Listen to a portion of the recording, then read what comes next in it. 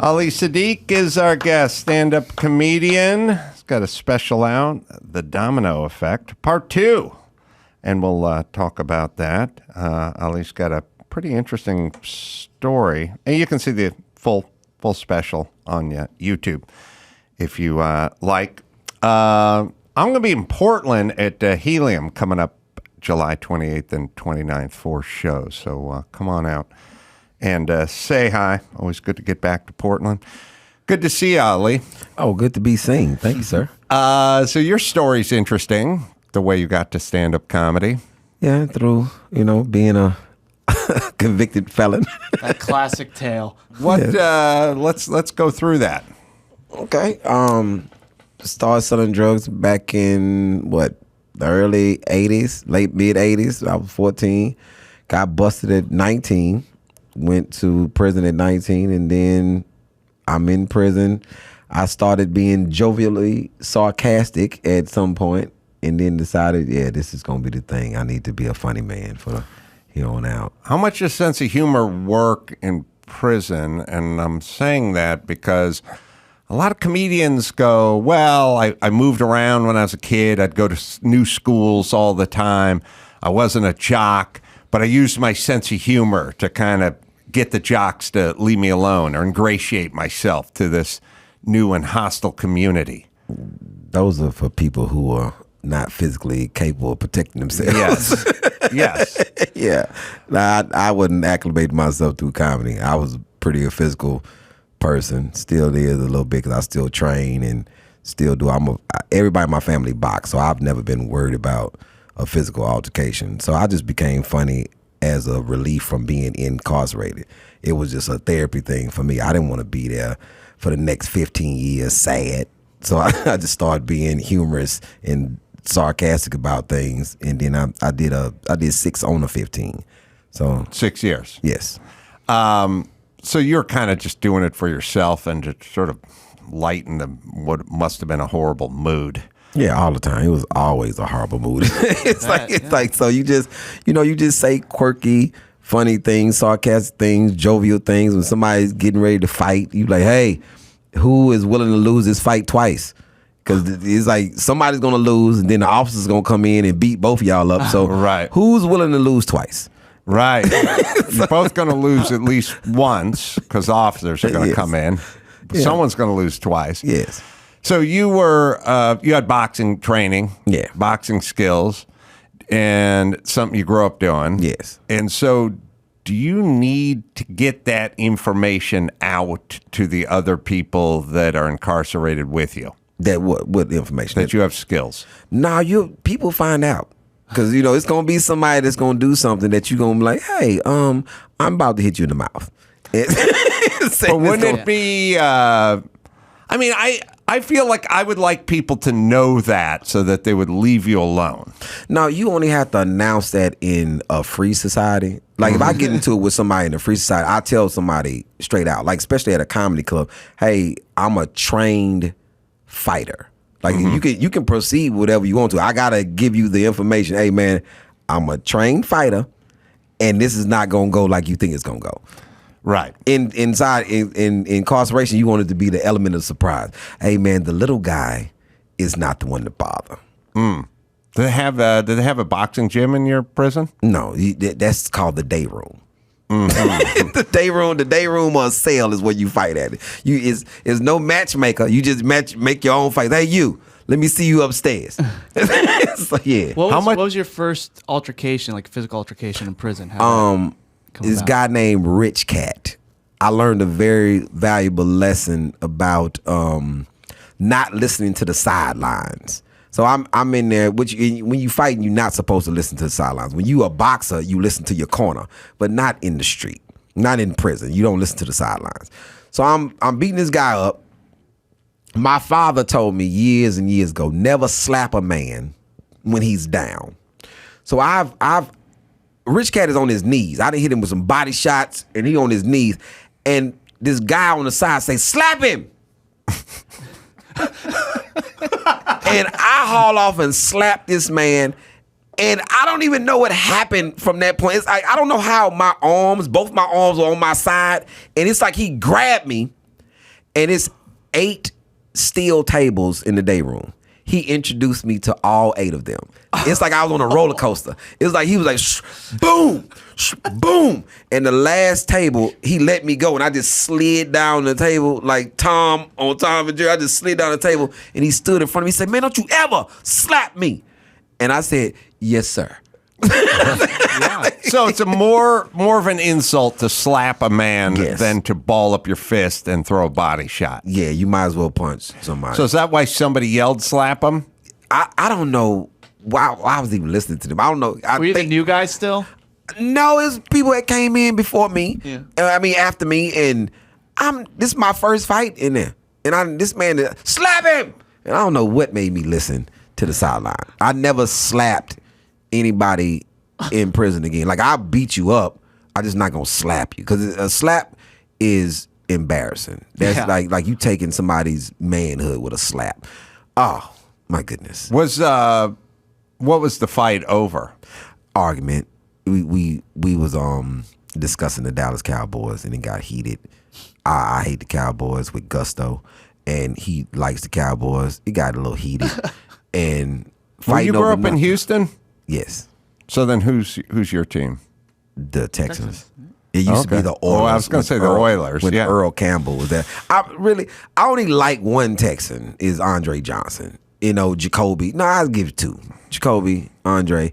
But Oilers, I liked all of the Oilers. I won't Old argue with school you. Oilers. Old school Oilers. Love your blue Oilers. I liked their uniforms. I loved Earl Campbell. I loved Dan Pastorini, I think was the quarterback. Givens. Back in the day.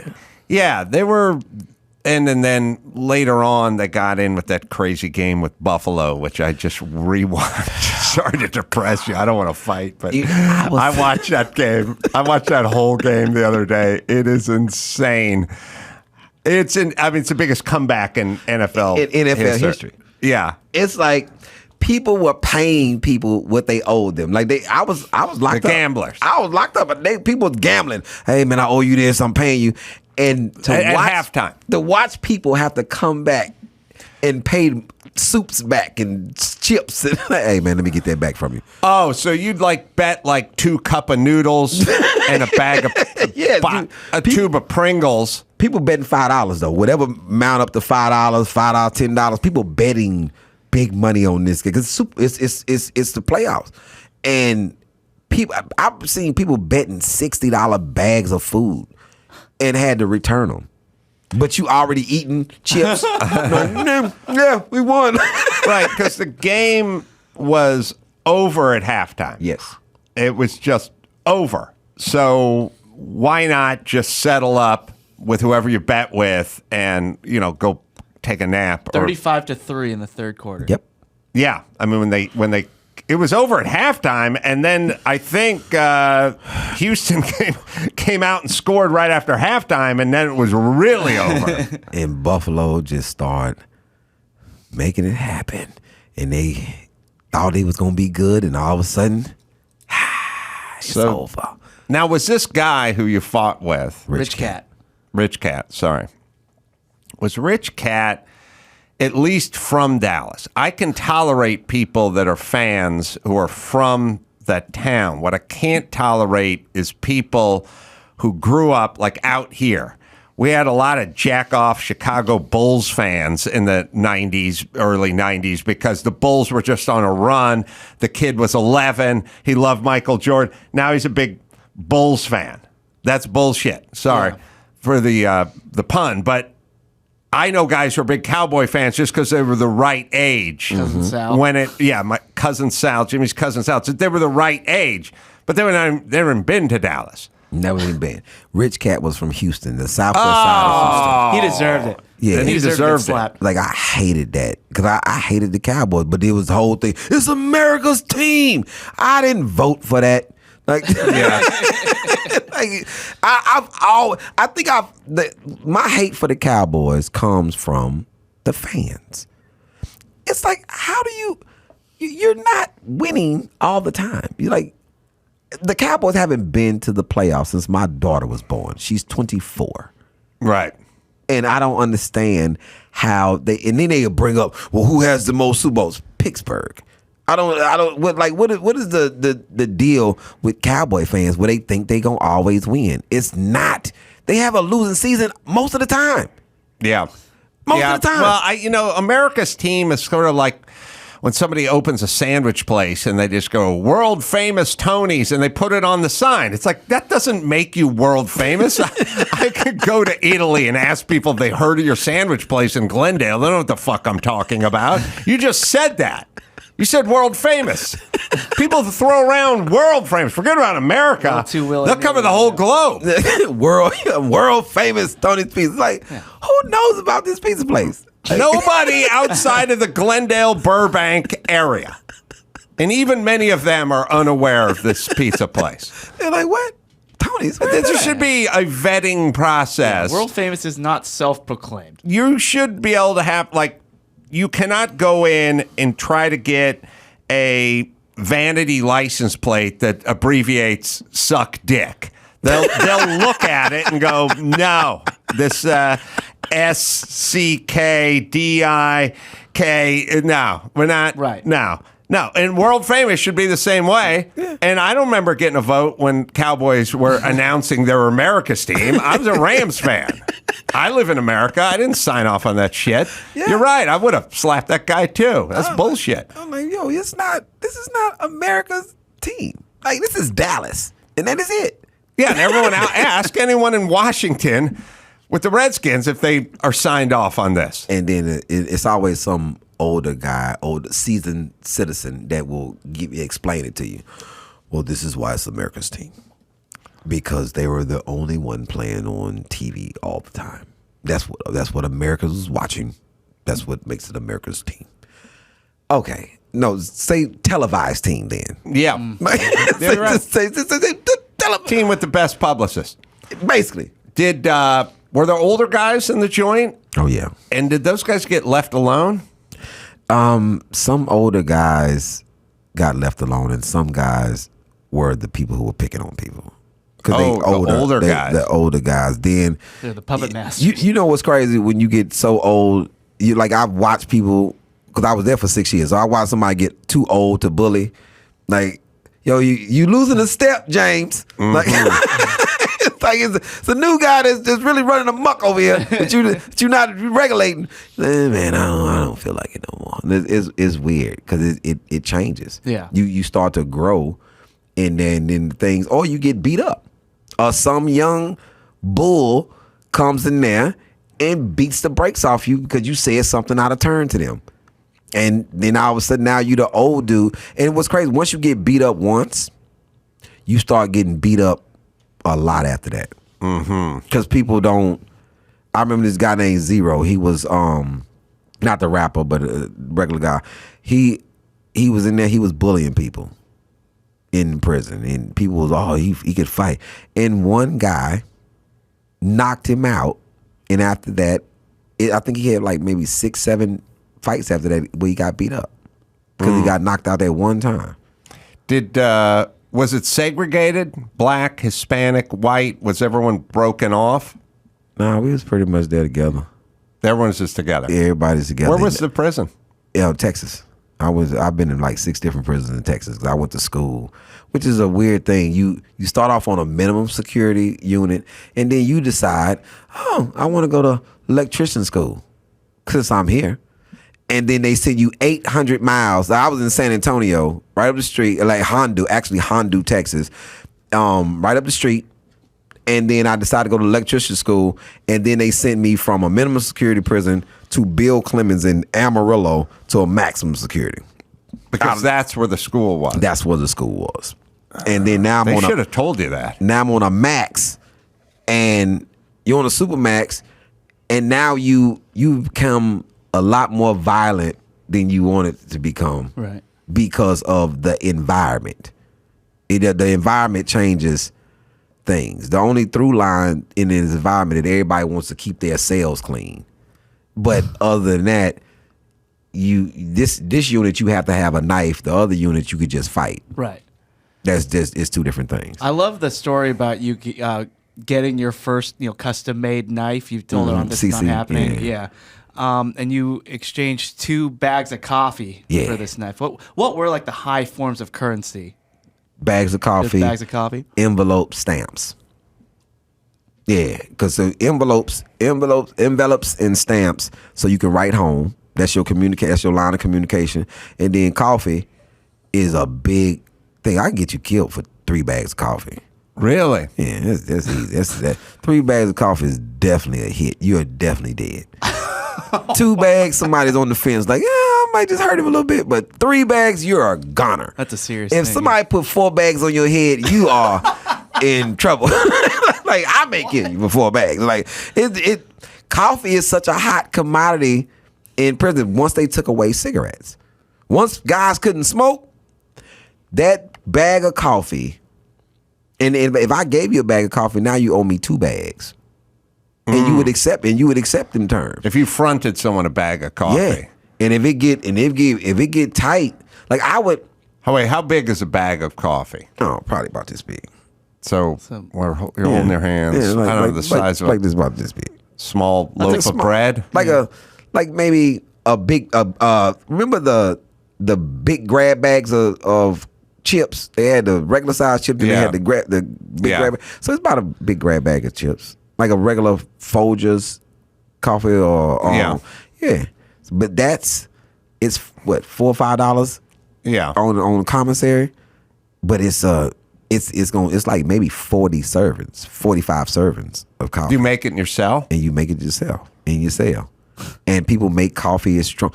So you say how many scoops of coffee would you put in a glass that size? Say that mug Just right a there. regular Just a standard regular coffee standard cup. How many scoops of instant coffee would you put? Is this instant coffee? Instant coffee. Instant. wow. If I got People killed die. for instant coffee, I would be pissed. Because you gonna be pissed then. Because That's an I insult. would say 1 scoop. It's 1 scoop, right? you saying 1 scoop. So in prison, you put 4. Put You guys 4 were scoops. wired. You put 4 scoops, and then this little package of like Kool-Aid. It's kind of like Kool-Aid, but it's not Kool-Aid. It's like a red drink. Put that in there and some mints, and mix that up. It's called a pretty. The mint is the sugar. Is that why? No, the Kool-Aid is the Kool-Aid's sugar. yeah. And then the mint is like for extra. You know, it's like called it's like a frappuccino, like Is a it latte. a pretty? It's called a pretty. It's called a pretty. All right. And so a pretty, if somebody makes it right, you are jacked. That's like your Red Bull. Yeah, it's like a super Red Bull in a cup. Like, and people drink these all the time, and you be wired. You can tell somebody who done drank 2 pretties, they look like this. Like, what's Hey, happening, man? guys. What's going on? It's like they're doing coke, right? Like, yo, what is wrong with you? Like, like when you first get there, you like, what is wrong with the big hot guy? Like, yo, and then you get acclimated. And the first time you drink one, you understand why his eyes are so big. You say, I'm gonna make you a pretty. As soon as you drink, as soon as you done, you are jacked. You like say, who want to do whatever? I'm willing to break out of here right now. Like that's your mindset. Like I think I can dig through this wall. It's inside. Coffee is a huge commodity. And is it just? I believe that most people have a desire to be altered, to have alcohol, to have a drug, coffee, cigarettes. You know, you want to alter. You know, in nature, they'll talk about these pigs will eat these peaches that fell off the tree, and then they've turned into alcohol because they've aged down on the you know they fermented, and the pigs like catching a buzz. You know, I mean, it's in nature. It's kind of in. You know, or I don't know, cats like catnip. You know what I mean? People like pot. It's catnip, pot. You know, it's basically, we want to be altered. So when you take away cigarettes, which alters you a bit, then purdy or pretty comes kicking in. And they would they sell a Red Bull or Monster Energy drink or that kind of stuff? No, they didn't have that. I was in the early 90s. They didn't have any. Nobody's making like Pruno or any weird wines. Alcohol. Oh no, that's Berto. The dude named Berto. Berto from West End of Dallas. Berto makes all the alcohol. How do you do that? And he makes the best alcohol. I didn't drink none of his alcohol. I just know other people that drink. And Berto makes the best alcohol. And you could tell when he was drunk, when he had a good batch, he would be lit. And you could tell. Did he call it Berto? No, he it's a batch. Yo, hey, got that batch. And Berto, you can tell when he drunk, because he'll come out his cell. He just got on 2 pair of boxers in his boots, and he'll have his cup in his hand. Got that batch, baby. And you like, he already drunk. You can tell he been up there sampling. Mm-hmm. He got it just right, because he has taken just regular water, bread that he got out the kitchen, and fruit cups. He would take all these fruit cups and just put them in this thing, and he would hide in the cell.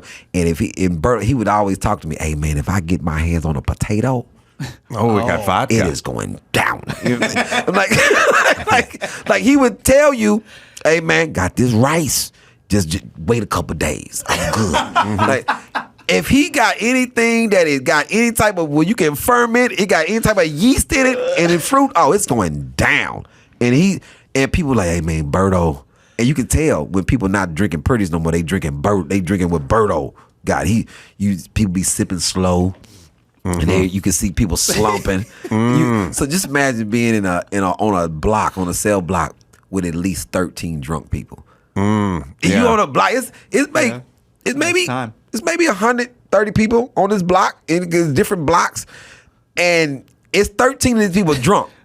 And it is like being in the car with a drunk person and you're sober, and it's going bad. It's like, say man, you're about to get us on lockdown. Who give a damn about lockdown? Apparently not the drunk people. And no, I mean, I didn't do time, but I had friends that got drunk, and I remember once we were getting way too rowdy in my first apartment. We're getting lots of complaints. And I was like telling my stupid friends who would come over and get drunk, you got to keep it down because we're getting complaints.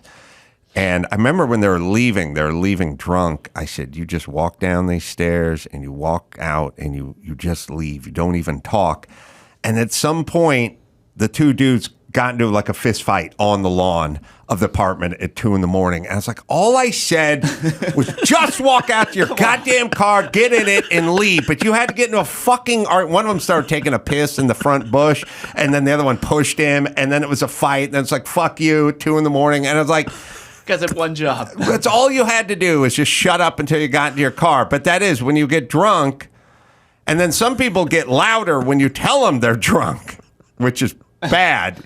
Everyone should have the mode where they get quieter when someone tells them they're drunk. Not only are they defying, but they're also drawing attention to it. Right. Yes. You should be quiet when you're because how would you get locked? What would happen if you got locked down? Oh man. They take the TV, and then they take the coffee pot. So the coffee pot is a big pot that always have hot water there. And you need this pot because people make their coffee, they make their soups. They boil especially if you don't have a coffee maker yourself. Like I had a coffee maker in my cell, so I could just pour my coffee. So we on lockdown, I still have hot water. But most of the people that don't have one, it's community. If they come take that, now I'm selling hot water. Oh. Now business opportunity. Hey, who wants hot water? So now that's gonna cost you a soup just to get some hot water. You be just putting people in a bad situation, and then they come take that TV. Now, once they take the TV, if they take the TV during the season, football, basketball, baseball, soccer. Well, it's always a season. It's always if I wake up in the morning and Denise Austin is not on this TV, if I don't watch Telemundo, somebody gonna get their ass whooped because now I don't have nothing to do. You know what I'm saying? I don't feel like reading nothing right now. I want to watch TV, watch the game, or watch Denise Austin, or watch Telemundo. I listen. I live in 7,300 square feet and have multiple TVs, but when that power goes out and I got no TV, lockdown. I feel like I'm in the hole, man. I'm pacing. I'm agitated. putting a cup of noodles hit out on somebody. I don't even know what to fucking do with myself. Like, I realize I'm addicted to this thing. Yeah. And I need it. And when it goes, I'm agitated. Like, I could only imagine what that was like. It was weird because this is when you gonna get the best fights. This is when somebody's gonna take to settle a score right now. We don't have nothing else to do. Everybody's doing push-ups and some people reading, and then all of a sudden you hear, say, man, let me see you real quick. And then you like, oh yeah, hey, this is a good one. This finna be a good one. I know who that is. And you sit there, you try not to watch because you don't want to be in James, go to the body first. Like, you slap him. you saying stuff, and I didn't really like when there was no TV, because this is when people who are not physically able to defend themselves get picked on a lot.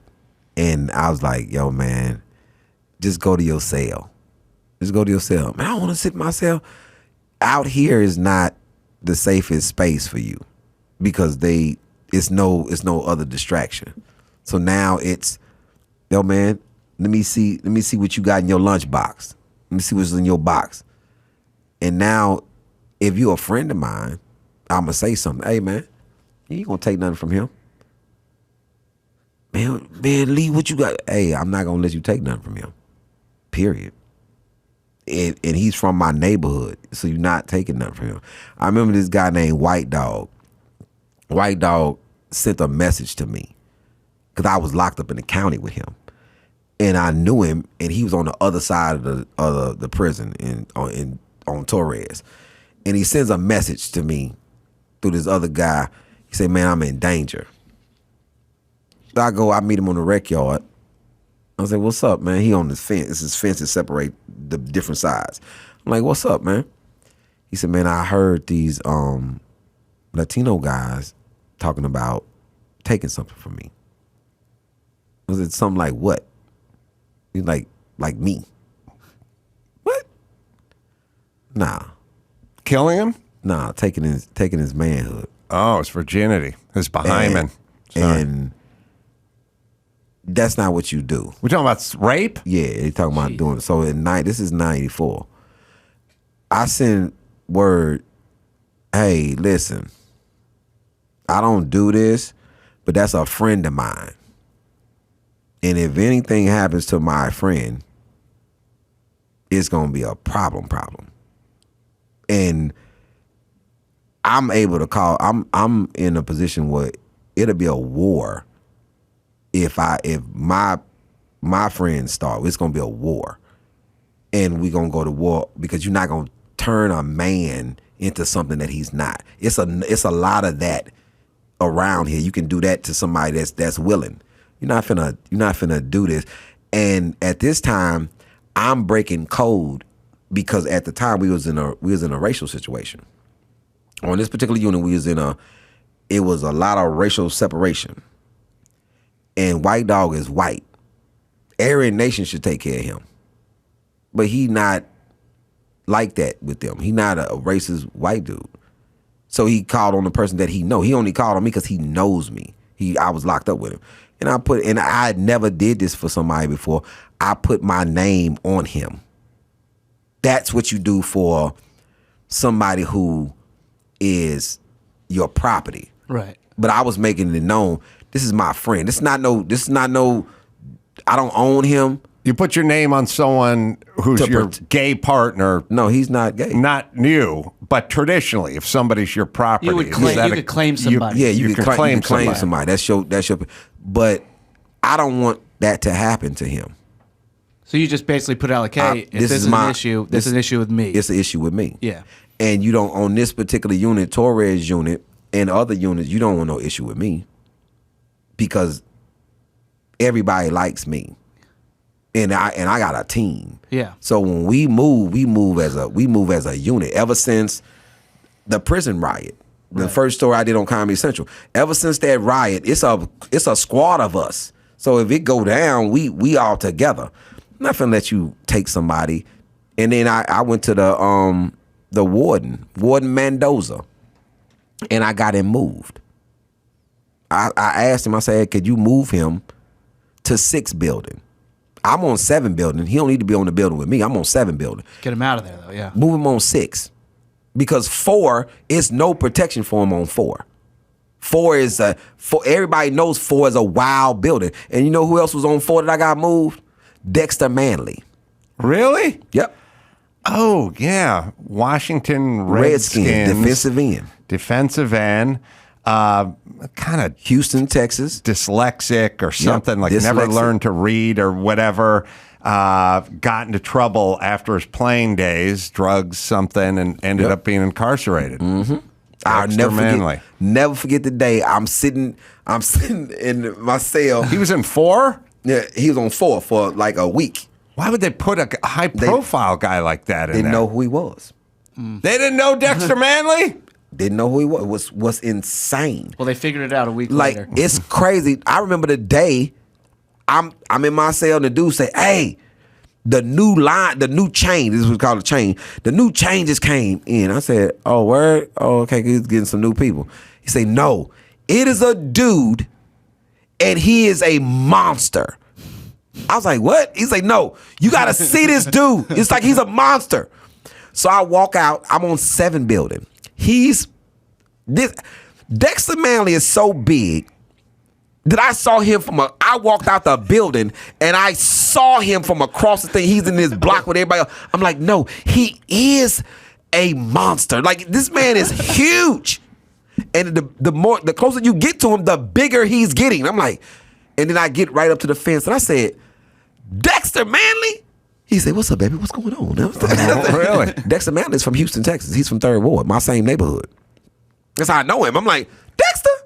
And he's like, yeah, man, what's up, baby? So they got him on 4 building, which is in the field, where you go to the field. I went to the ward and I said, Ward Mendoza, do y'all realize that you have Dexter Manley on 4 building? He was like, who's Dexter Manley? Whoa. He's a defensive end for the Washington Redskins. He's like the man. Like, he's the man. He's like a huge star. Like, so they move him to the trustee building. So he's on building 7. This is when people thought Dexter Manley was gonna kill me. Never forget. Remember, they used to have these things that used to come on TV, and ABC, NBC, they would be doing this whole sports thing about all these different sport athletes before ESPN was doing it. So we watching TV. Dexter is sitting on this bench behind me, and on the TV, NBC is doing this thing about the greatest football players of all times. It's on Saturday, and they said, I'll never forget this man, Dexter Manley, greatest defensive end of all times. Washington Redskins. They going through his thing, and then it goes to commercial, and the man says again, Dexter Manley, greatest defensive end of all times. And Dexter's behind me. This is what I do. This is what everybody thinks Dexter's about to kill me. I'm like this. Now look at you. Oh. Dexter gets up, and he's huge. Dexter's a huge man. Dexter gets up, and he goes upstairs to his bunk, to his because we in cubicles. Get his bags of coffee. He in cubicles, and he in his bed, laying in his bed, and we're getting ready to go eat. Everybody's getting ready to go eat, and this old cat say, Ali. I said, what's up, man? You need to go apologize to Dexter. Oh. I said, what? He said, you should go apologize to Dexter. I said, I'm not apologizing to Dexter Manley. He said, man, you hurt his feelings. I said, I'm not apologizing to Dexter tough-ass Manley. I'm not doing it. He said, Ali, he's not going to go eat. You hurt his feelings. Wow. Dexter. I'm like, no, I didn't hurt Dexter Manley's feelings. So I had to go upstairs. I walk upstairs. My bunk is downstairs. I walk upstairs. Dexter is on his bunk like this. He's sitting on his bunk like this. Like a little baby. And he's laying there. And I came and sat on his bunk. I said, Dexter, I apologize. I was just fucking around. Dexter does me like this. He says, he's facing me just like this. He said, no, you wasn't. And then he turned to me. Oh, you really hurt him. Sure, you really got him. I said, Dexter, what? I said, I apologize. Ali, you play too goddamn much. You hurt my feelings. I'm in prison. He's on one. If we didn't have to bring Maitland Ward in here, I'd talk about the time I had to apologize to Randy White, but that's it's a completely different situation. All right. Well, we got more stories coming. Maitland Ward, she's been in before, right? She was an actress turned adult film star. Boy Meets World. Yeah. I don't know if they got that in prison. Ali's going to hang out, and we'll talk to her right after this. Let me tell you about Turo, innovative. It's the world's largest car-sharing marketplace. With Turo, you can book any car you want, wherever you want, from a community of local hosts. Browse a huge selection of vehicles for just about any occasion or budget. Book an SUV or a minivan for a family road trip, a pickup truck for some errands, or even test drive an EV. Every trip is backed by liability insurance. Terms, conditions, and exclusions apply. Find your drive. Forget your boring rental cars at Turo, Turo.com. Simply Safe. Well, when break-ins happen, every second counts, and that's why Simply Safe has a latest innovation. It's 24/7 live guard protection, only possible with Simply Safe's new Smart Alarm wireless indoor camera. With a fast protect monitoring plan, well, Simply Safe agents can see and deter intruders through the camera, warning them that they're being recorded and that police are on the way. So that's enough to scare them off, even if you're not around. Plus, advanced motion detector and vision AI can sense the difference between potential intruders and pets, so there's no false alarms. We've been with these guys for a million years, and they've been with us for a million years. A great product, great company, great people, and, peel and stick. Batteries last up to 10 years, no pulling wires. And right now, my listeners get 20% off any Simply Safe system when you sign up for Fast Protect monitoring. It's a huge offer, but it is a limited time. So visit Simply Safe, simplysafe.com/Adam. That is simplysafe.com/Adam. There's no safe like Simply Safe. Let me tell you about my friends over at Lear Capital. They're a new partner of the podcast, and I've known these guys for years because, I'm familiar with them. I'm from L.A. They started in L.A., and they've been around for as long as I've been around. And the fact that they've been around so long, well, it speaks to me. Makes me feel comfortable speaking on their behalf. Lear's the leader in the precious metal business and provides a great way to give you and your family protection and diversification. It's crazy out there. You need to diversify your portfolio. I look at owning gold the same way I look at my car collection. Over time, gold and vintage cars can increase in value, and you can touch them. They're physical. It's not just a bunch of numbers on a spreadsheet. Keep it in a safe place, and it'll provide comfort knowing you can see it, hold it, touch it whenever you want. And that's how I feel about the vintage cars. Gold to me is king, like one of my 60s Lamborghinis are. Reach out to Lear Capital at learadam.com, and they'll send you a free investment guide. No obligation. Just check it out and see if they're right for you. They'll provide all the information you need to make up your own mind about having a little peace of mind right in your hands. It's easy. So go to www.learadam.com or give them a call, 800-489-6450. That's 800-489-6450. 800-489-6450. And talk to my friends over at Lear Capital. Ali Siddiq is on the Adam Carolla Show. And Maitland Ward is joining us as well. Hello. Oh, I got applause over there. Back, Of course. actress turned adult film star. Got a book out, Yes. Rated X. How porn liberated me from Hollywood. Well, explain that statement. Well, it did. It did because I was on Boy Meets World when I was younger, and it's a very popular, like, time-lasting show that is amazing, but I also tended to get typecast for being that character in that time, and I couldn't really move forward from that. Mm-hmm. So, and Hollywood has a lot of, they just want to keep you in this box and keep you what they see you as. And the adult film industry, which actually was a very long journey into going into it. I did it I got into cosplay, and I got growing on social media, and then I decided to start making my own kind of Playboy-esque type content, and then eventually it led me to DPs. Well, double penetration. Yes, double, sometimes triple. Oh no, triple! Holy shit! All right, well, I got questions. One is this. Yes. So there's double penetration. That's a DP, and then there's a TP. Well, you could do it in different ways. You need your some mouth toilet paper too. if you got. Oh, okay. Or you get a double in TP. one.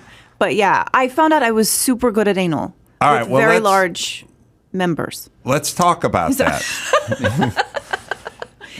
Maybe as large as this microphone. I want to know. All right, a couple things. Yes. One is I just asked a porn star I was interviewing the other week, and we're talking about on this show, which is what category your porn gets put into, and could it be insulting to you? If you think you're going to be in the busty category and you get put in the fat MILF category, are you pissed off? How much editorial control do you have?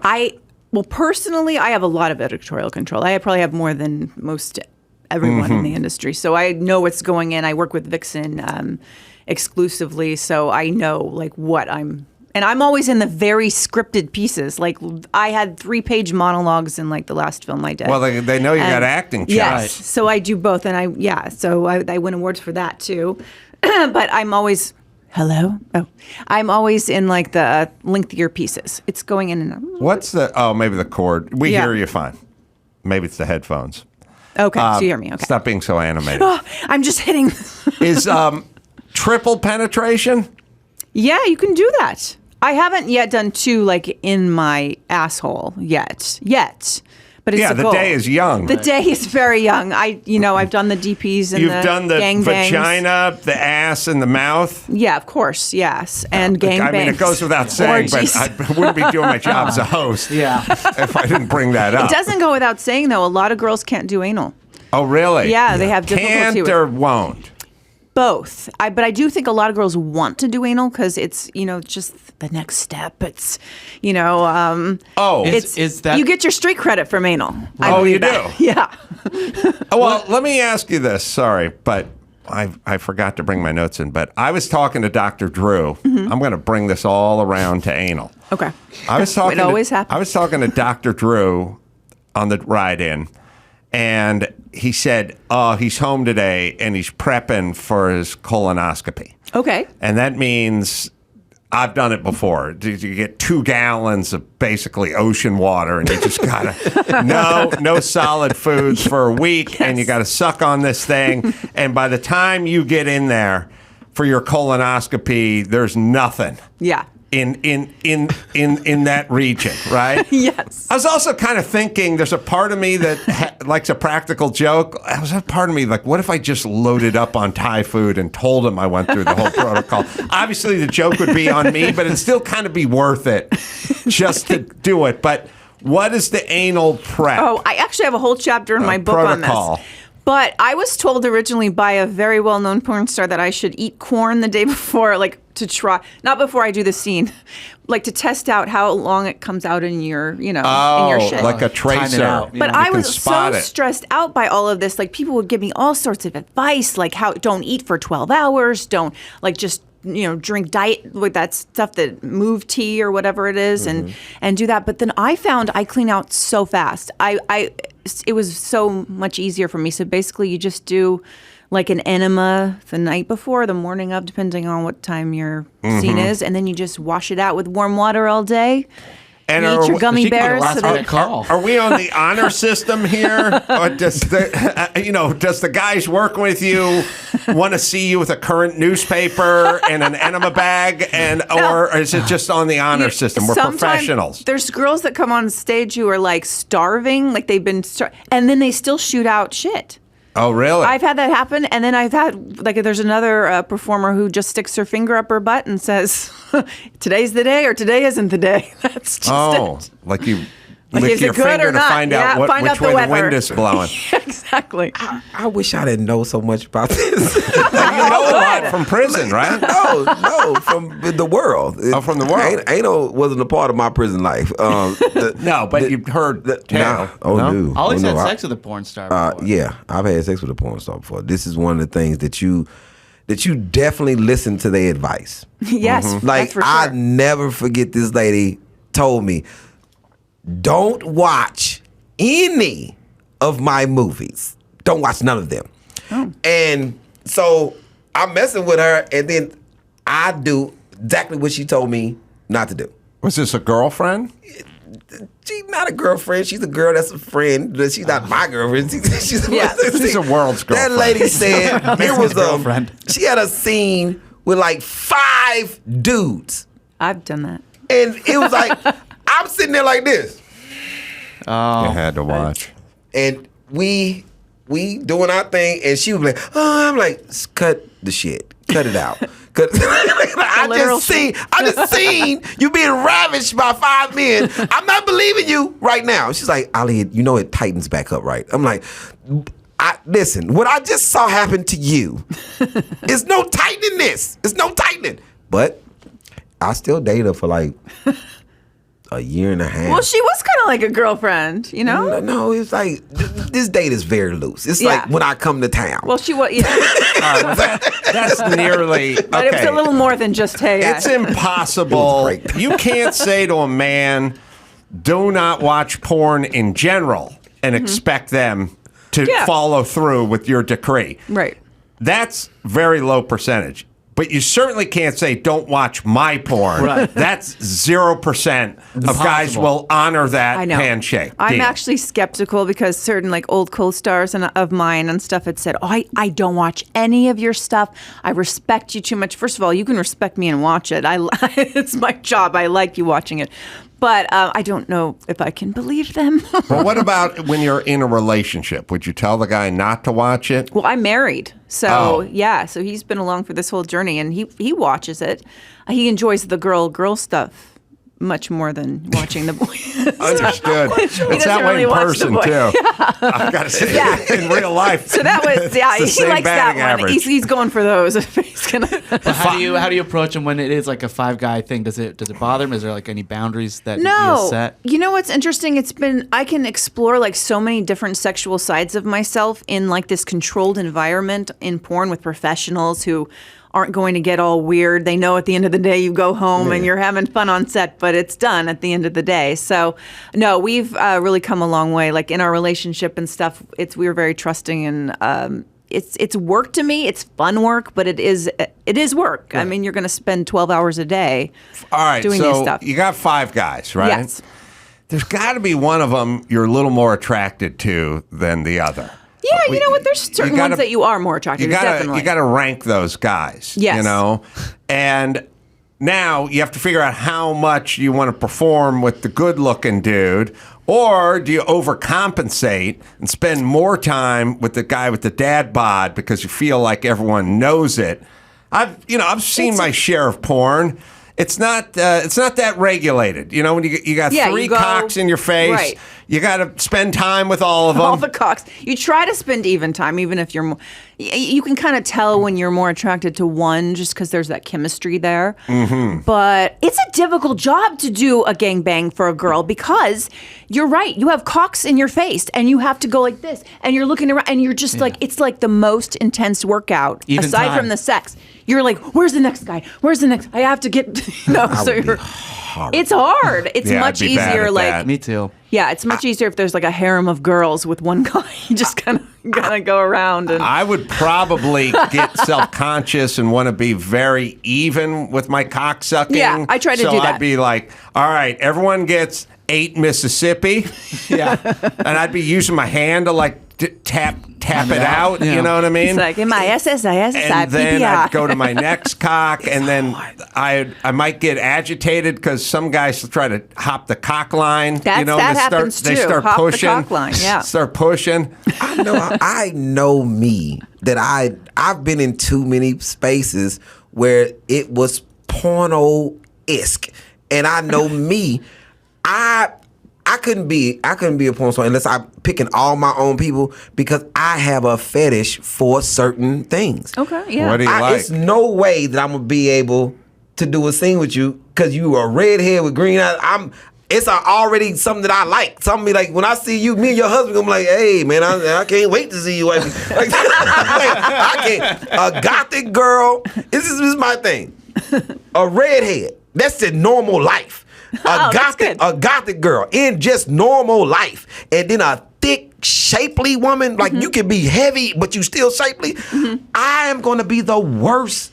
It's like I'm in a scene with 5 girls. They're gonna be like, Ali, it's 4 other women. Like, but the redhead is right here though. Like, can I finish? And then I go to that later. But I would be horrible. It's hard. No, you're right. Like, because you do have to do a certain degree of work. It's not just who you're attracted to. It's like you have to make sure you get all of these people in their time on film. And you're right. Do I have to do butt anal?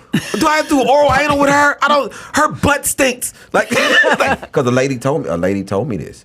She says that another porn star that I know, she was like, hey, this is a lot of hard work because sometimes you show up on set with people who are not as fresh as you, not as clean as you.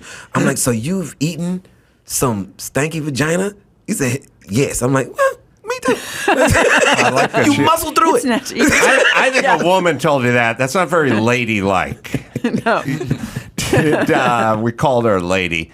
What do you do with stinky vagina? Oh yeah, you gotta. I've had a few stinky vaginas in my time. No, not unless it's some disease or something. But we get tested for those. But no, if it's just a little like sweaty and no, you don't say anything. You just get through it. Yeah, you know. You push through. I've never had it to the point where it was like I was vomiting. Yeah, I mean, you do have to. You clean before the scene, like you do like a douche and a wipe, and you do all that stuff. But there's still the Do they stinky have vagina it gets posted through. in the bathrooms like they do at the restaurants? You know, where like staff needs to wash their hands. You know. No, but there's a guy that's like Wash kind of your devoted snatch. to that. Like there's a guy. He gives you your lady stuff. There's a snatch wrangler. Yes, and I could do that He job. also does the lube in the middle of the scenes on the dicks. Oh, really? Yeah, he does a lot of the variety Lube of jobs. Squire? Yeah, and he rubs oil on you to make you shiny. And a big thing is having shiny dicks. Oh, it is. Yeah. Yeah. All right. So this Lube Squire you speak of. Lube Squire, yes. Now is is that mandatory for anal? Yes, that's a big thing. The Lube Squire is right there for the anal, yes. And is there a bell you ring? Or is it 2 claps of the hand? Or signal, Yeah, you can just say, and usually they tuck, also they do it for anal especially, they do tuck a little lube under this like cushion or whatever if you really need it. And they'll stop it and cut it to edit it. But you'll say, yeah, I need lube, or I need whatever you need. And this guy just comes, I mean, Squirts. it's like during the timeouts at the Super Bowl and the guy comes running out with the Gatorade. Exactly. He's not dumping it in the guy's mouth, though. He's handing him the cup, right? No, he's actually, sometimes in the middle of the scene. He's putting the mustard on the hot dog? He's not stroking it or anything. But sometimes you don't even know you need lube because the director will say, oh, it's not shiny enough to themselves or whatever. And then all of a sudden the lube guy will come in and you're like in the middle of it and he's like squirting it on the dick. And so, Are these guys, they tend to be shorter? No. Well, they tend to be all different. Sometimes it's a girl. Oh, Lube Squire. That's what I Yeah. want. And is this one of those jobs where like, well, you start off as a lube squire, but you make your way into the adult, like, in the radio station, you drive the van, Yes, and then you actually. become part of the morning crew, and you work your way up. Actually, that is a lot of the case. And they do other things than lube, like they do the douches and they give you towels when you're sweaty afterwards and they help you, with all your things. It's always funny. Well, you tell me if this is how it works, but anytime I see the depiction of the porn set or the actual porn set or even the nude photo shoots or something, soon as they yell cut, someone comes running out with a bathrobe Yes, that's and throws true. it over. It's like, hey, we just saw this chick take 2 cocks in the ass for the last hour and 45 minutes. You think she's worried about a nip slip with the bathrobe? Well, yeah, see, but that's like it's also because you're cold at that point and dripping and stuff, and so you just want to like. Does the lube squire do the bathrobe too? He is the bathrobe. Oh, so he's kind of like the guy in the bathroom at the gentleman's club, right? He's got the Banaka, he's got the mints, he's got the aftershave. And he brings me Dr. Peppers too. Dude, that's how I get my energy. What's crazy? I was thinking about your coffee before. the lube squad, dude. I didn't know that was his name. Well, not officially. but I was saying, dubbed the lube squire. The thing is, I know somebody that does this, and he would come and and he said his job came way easier because he used to use mints. So now the Listerine came out with the Listerine strips. Oh yes. With somebody's breath, he can just slide, drop one in your mouth, and keep it going. And I was like, man, your job, I want to come to work with you so bad. Yeah. That's this kind of stuff. But doesn't that guy run the danger of getting confused and putting the mint on the guy's cock and then burning her ass with it? Like, doesn't it gets disoriented? I think it would go well. I think it makes it exciting. Kind of. These guys are good. Minty you've been to something that I want to go to so bad. The AVNs. Oh, I won. Yes. I know you won. I read. And I wanted to host the AVNs. Oh, you'd be great at it. And what I do know, and I wanted to go because my friend was telling me what was happening there. He said, "Man, listen, it goes crazy." I said, "Because you are a part of the industry. I would be the dude that would be there and like, look at it, look. Nobody would pick me. Like at a porn, like you didn't have sex at a porn thing. Like no, you would get you'd get the 5 girls who I would have a ball. You'd be great. I would be there just looking at what are the gothic girls? they all kind of group together. I know. It's a job. I think Greg Fitzsimmons has hosted the AVN Awards a time or two. It's a gig. Yeah, they'd get you a per diem and a plane ticket and probably some cash. I'd be great at it. Yeah. Okay. We're campaigning for you for next year. I would. This year was fun because it was the first time back since COVID, so everybody was extra crazy. Who hosted? It was a comedian. Oh, what is his name? A comedian. It was another Doug comedian. Stanhope. I kind of forget who it was. Well, we could probably let's find out. He was the pictures. When you see the pictures or when you see the back thing, the awards look so. Like y'all having so much fun. It's always some girl they be doing an interview like put your nipple down. I'm like, damn, I want to be hosting this so bad. I know, lots of nipple popping. Matt Rife hosted it. Yeah, they always have. Yes, that's right. They always they get comedians that are on the way up or on the way down. There's a Mason-Dixon line. As long as you're under it, you can host the AVNs. I'm due to host in about 2.5 years. In terms of career arc. You know what I mean? You couldn't have got me 20 years ago, but now, some guys are on the way up, others on the way down. So either way, throw your hat in the ring, man. I'm gonna be up the whole time. You're gonna be. I'm not talking about your cock. Exactly. Yeah. I mean, I don't care when they get me. They are like, yo, I am coming. How much sex breaks out at those places? A lot at like the parties and stuff, but people also don't realize that you have to work a lot during the day because their fans are coming to greet you and stuff. Mm-hmm. So it's like all day long you're on your feet signing stuff and pictures, and it's a lot of fun meeting everybody. And with COVID being over, people were like, "We're back!" So there was just so many people there, and it was at the Resorts World. So at the after party, if you looked around, you just see blowjobs everywhere. Yeah, but I think it's kind of similar to like a Hollywood party. I don't think it's like so much more necessarily in public. I went to Kimmel's for the Super Bowl, and I mean, like a Hollywood. I didn't see Matt Damon getting dick sucked by Emily not that kind Blunt. of party. They were there, but I didn't see the cock. Hollywood they may have party. went to the bathroom. I don't know. I think they go to there were kids as well, so maybe they took it into the bathroom. I know one year upstairs. they did a huge like orgy with, massive, like a train line. Really? I wasn't part of that, but I heard of tall tales. No, just for themselves. And how but does, a lot of people do film content and stuff. But now, how's the husband work if you're working for free? Like, is that networking? Which Is that one? a business expense? When you go to the AVN Award, you can't blow a guy because it's not being filmed. Right. And your husband's going to be pissed. I know I don't do it if it's not being filmed. I don't do it if it's not being Yeah, filmed. you've got a little something called dignity. Yeah. I need to have the sale from the OnlyFans at least. Right. Oh, OnlyFans. But yeah, I'm there with like Vixen, the company, so we sign like 8 hours a day. Yeah, you do a lot of Who press and is, stuff. I'll tease this because we need to take a quick break, but who's the biggest porn star in the world right now? Don't answer. Male, female, gay, straight, whatever. And I mean, because when I was young, there were international porn stars, Seika. You know what I mean? Yes, I know what you mean. They had these names. They're pretty ubiquitous. And you could sort of agree that if maybe Seika wasn't number one, certainly top three, we knew who they were, though. All right, we'll take a quick break. Be right back with hopefully that answer right after this. Let me tell you about Angie Homeowners. You know, it's a lot of work to own a home, whether it's everyday maintenance, repairs, or dream projects. It can be hard to even know where to start. All you need is Angie, your home for everything home. Find a skilled local pro who will deliver quality and experience. Over 20 years of home service experience. Bring them your project online or with the Angie app. Answer a few questions and Angie handles the rest. Look, you're busy.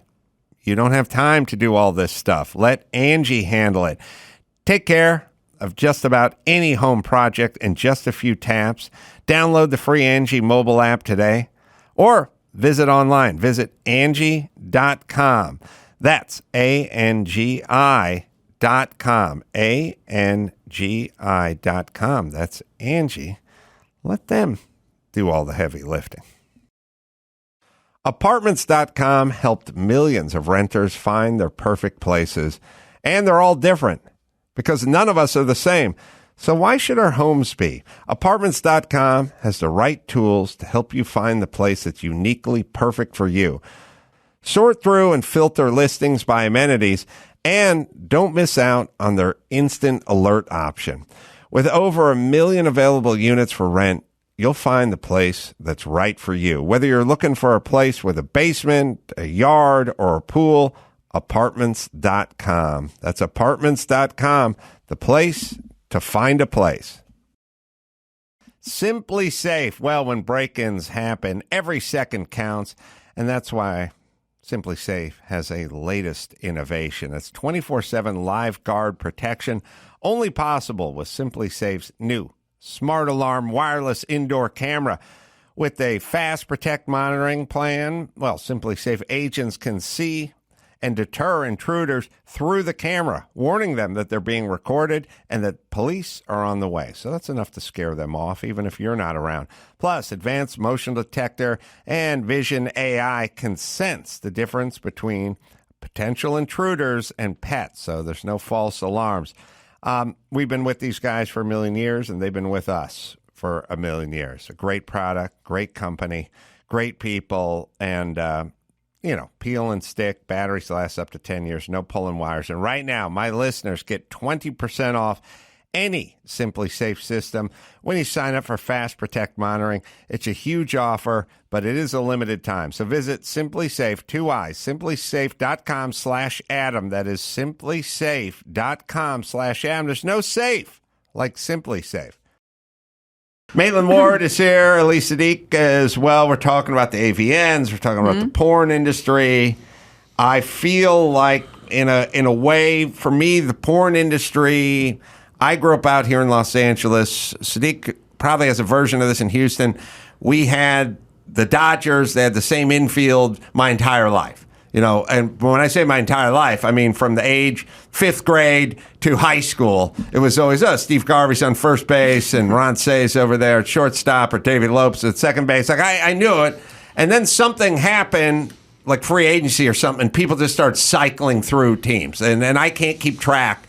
I can't tell you who the Dodger infield is now because everyone's cycling through. And I felt the same way with porn. They had Vanessa Del Rio and, Nina Hartley still in the business. Oh, yeah, Nina. And, Christy Canyon and all, and then Seika before her. And there's like a handful. And now it's the Wild West. I don't know who the number one porn star is. It is a little bit like that because of OnlyFans and the whole, Who is the highest earning porn star right now, in your It's opinion? all within the top 10. I'm one of them, but no, but I'm saying there's a certain group of girls. Of course, you have Angela White, Mia Malkova. Angela White. Yes, huge porn star. Huge. International. Yes. I think everybody's really, if you're at the top, you're international now because it just is that way. Right. It's not like we're foreign. She's Right. from Australia, but she works here all the time. So, and then who do Is have she the the men. one that's She has curvy? great boobs, yes. Okay. And But not goth. No, she's not goth. No, Sorry, Siddiq. no. She does have dark hair. She has dark hair, but she's not goth. she's not goth. All right. No, but she's number one. She could make herself goth very nice because she has beautiful eyes. But Mm-hmm. but then you also have the guys who have been legends for years, and I find Rocco Siffredi, Manuel Ferreira, who I've done Rocco so many Siffredi things with. still working? Yes, he has a lot. Yeah. Jesus Christ. So you have some of these guys who are amazing. They last the test of time. They are still. Every time you work with them, they're so on it. They have no they just know how to do How a old scene. is Rocco Siffredi? I'm not sure. You ever work with him? No, I've done interviews with him. He hasn't during COVID and stuff. He didn't come over to America a lot, so I was going to, but I hope to. I definitely and They always say, don't. My grandfather used to say, do not meet your heroes. They may come in your hair. Yeah. He probably could have clipped it after Heroes, but he kept going. Well, I kind of like that. So, what's the biggest trend right now that's happening in porn? there was a lot of step family trends, which I stayed away from that kind of stuff. So people said because during COVID everybody was trapped at home, so people like to have this step family fantasy. So, but I think that's kind of going away from that a little bit. I would say. Trends in porn, I would say the group scenes are coming back. There have been a lot more big group scenes because, again, during COVID, we couldn't do big group scenes as well. It took a lot to do them. Are they shooting on set, or are they up at people's houses in Both. the hills? Mostly, yes. Well, there's some sets. Okay. I understand. They used to do a lot of nice houses in the hills. They do. But then you have a beautiful sectional sofa and fucking five guys just dropping a load on it. I'd put down the Visqueen, man. Yeah, but sometimes they bring furniture in. They'll Oh. in the beds we get are the worst because they don't want it to be bouncing or squeaking or anything. Right. So they take Or they the bring mattresses off and they get the flattest board this, and it's not comfortable. I remember I have a few things that are burned into my psyche, and one of them was an old porn magazine I had from the 80s. And there's a guy named F.M. Bradley, man of color.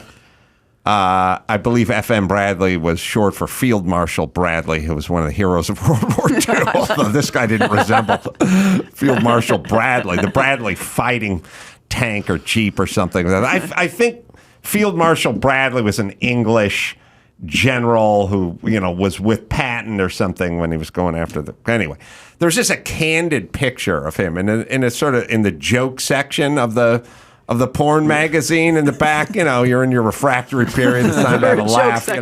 It was a picture of this big brother with his huge hog. And he's kind of looking over his shoulder. He's wiping his dick on the curtain. He's using drapery to scrub his cock off. And it said, "Why you shouldn't let them shoot a porn in your home." Field Marshal Bradley. You can find a picture of him. And the actual FM. Well, that's FM Bradley, and then there's Field Marshal Bradley who looked. Yeah, there's FM Bradley. I remember this guy. You do. I knew it would bring back. He's from the Houston area, I'm sure. Man, it's like it was him. And then, have you ever worked with Wesley Pipes? No. He is Wesley Pipes? Yes, he is hysterical. Have you ever laughed doing a porn because the person saying absolutely. something? Wesley Pipes be saying the most craziest things. I'm watching this porn and I just wanted to hear because somebody told me what he said on there. I wanted to hear it myself. So this lady is giving him head, and he's like, "Yo, put that meat in your mouth, stuff it down your throat like a kolache." I said, "What the fuck did he just say?" Did he say stuff my dick down your throat like a kolache? So I'm trying to do it. I'm trying to say that to somebody. Wait, what's a kolache? It's thing that you buy this like meat in a thing that it's a breakfast sandwich basically. It's a kolache. It's they make it at Houston have it's a kolache shop. great. Houston have Oh, really? Yeah, I don't have them out it just here. got meat in it. So I tried to do this, and regular women don't like you saying pouring shit to them. I'm like, yeah, suck that cock. Put it down your throat like a kolache. And she said, what? You can't even fucking spell kolache. It killed the scene. Like, I'm like, but his scene was still going. My scene was horrible. Yeah. I wish at some point I'm a transfer over. Comedy to porn. I'm coming. I'm fucking coming. Do you have love a? it. And I'm gonna have You got a always big have on the hog? shirt. I'm gonna always have on the shirt. That's gonna be the my little thing. tank or the- I'm just gonna be my thing. I'm gonna always Yeah. have on a Gucci shirt, and I'm gonna come in with a Gucci shirt with no pants on. Like, hey, I'm here to deliver something. What is that? My package? How big? You got a big dick? Yeah, Okay, for sure. I'm just asking. I'm just telling. For Ask sure. everybody. I listen. Like, I'm comfortably saying yes, for sure. I have a theory. Yes. I don't think they let brothers in with small to medium-sized dicks. I think it's discriminatory. And I think the reason most America thinks black guys all have huge dicks is because the only hard black dick we ever see is in porn, and that's a selective group that they will not let a medium-sized dick. They'll let a medium-sized white guy Yes, dick there's in, medium but they white do. guys. But they discriminate. They're not represented. And so thus, the only black dick I ever see is big black dick. It's represented in porn, and thus I think my black neighbor has a big dick, but maybe he doesn't because that's all I've seen. Okay, and I take that, and I definitely appreciate that one. I will tell you this, as a black man that no other black men that have definitely urinated and been in gyms and all of this, all of us don't. And when you have one, you kind of go to the top of the food chain over other ones. Like, hey, I used to date that girl that you were with. Saying like, oh, for real? Yeah, and you can tell. And some ladies, in Rio, when I was in Rio, this is the craziest thing. In Rio, you can tell who doesn't have a nice one. In Rio. Yeah, I was in Brazil, and I did a lot of things in Brazil. You could tell the ones who don't have nice. It was this one, because it's a space called Mia Pataki. If you had sex with a lady over there, and she didn't acknowledge you when she saw you again, we knew you sucked. It was like everybody knew it. The women, everybody knew it. And if you didn't do anal, they was like, yeah, no, no. Like I was like, wow. And my friend, he definitely sucked. This lady said it at Mia Pataki. He was like, yo, I want to pay you again. She's like, no, I would do something else. Oh, this is I like the standards. Ever seen a small black dick on set? No, the black dicks I've had are pretty big. My But white theory dicks are stands. too. It kind of does. Yes, it does. But I also see massive white dick too. So, but I know what you mean. They do smaller dicks. I would be getting by on my personality, but I'm white. You know what I mean? So I've seen enough porn to know that in general they like a big dick. Yeah. But it's 100% for the brothers, and it's a little hit and miss with the white dudes. Yeah, So probably so, there's yeah. so Yeah, when especially when all we over porn. on Martin Luther King Day every year when they go we've done a lot but there's still more to go. Yes. This is falling I will under. take a small dick up my butt. Oh, but what about big dick? I take big dick ones. Yeah. You do? Yep. Well, the first time I- Rube Squire's got to be down in the 3-point stance for that shit, right? Just out of camera range. Rube Yes. Squire's down in the I block. was so nervous. Well, my first anal I did with Manuel Ferreira, and Oh, Manuel, he's Yes. a delight. So, but I I don't was. know the I fuck was that like, is.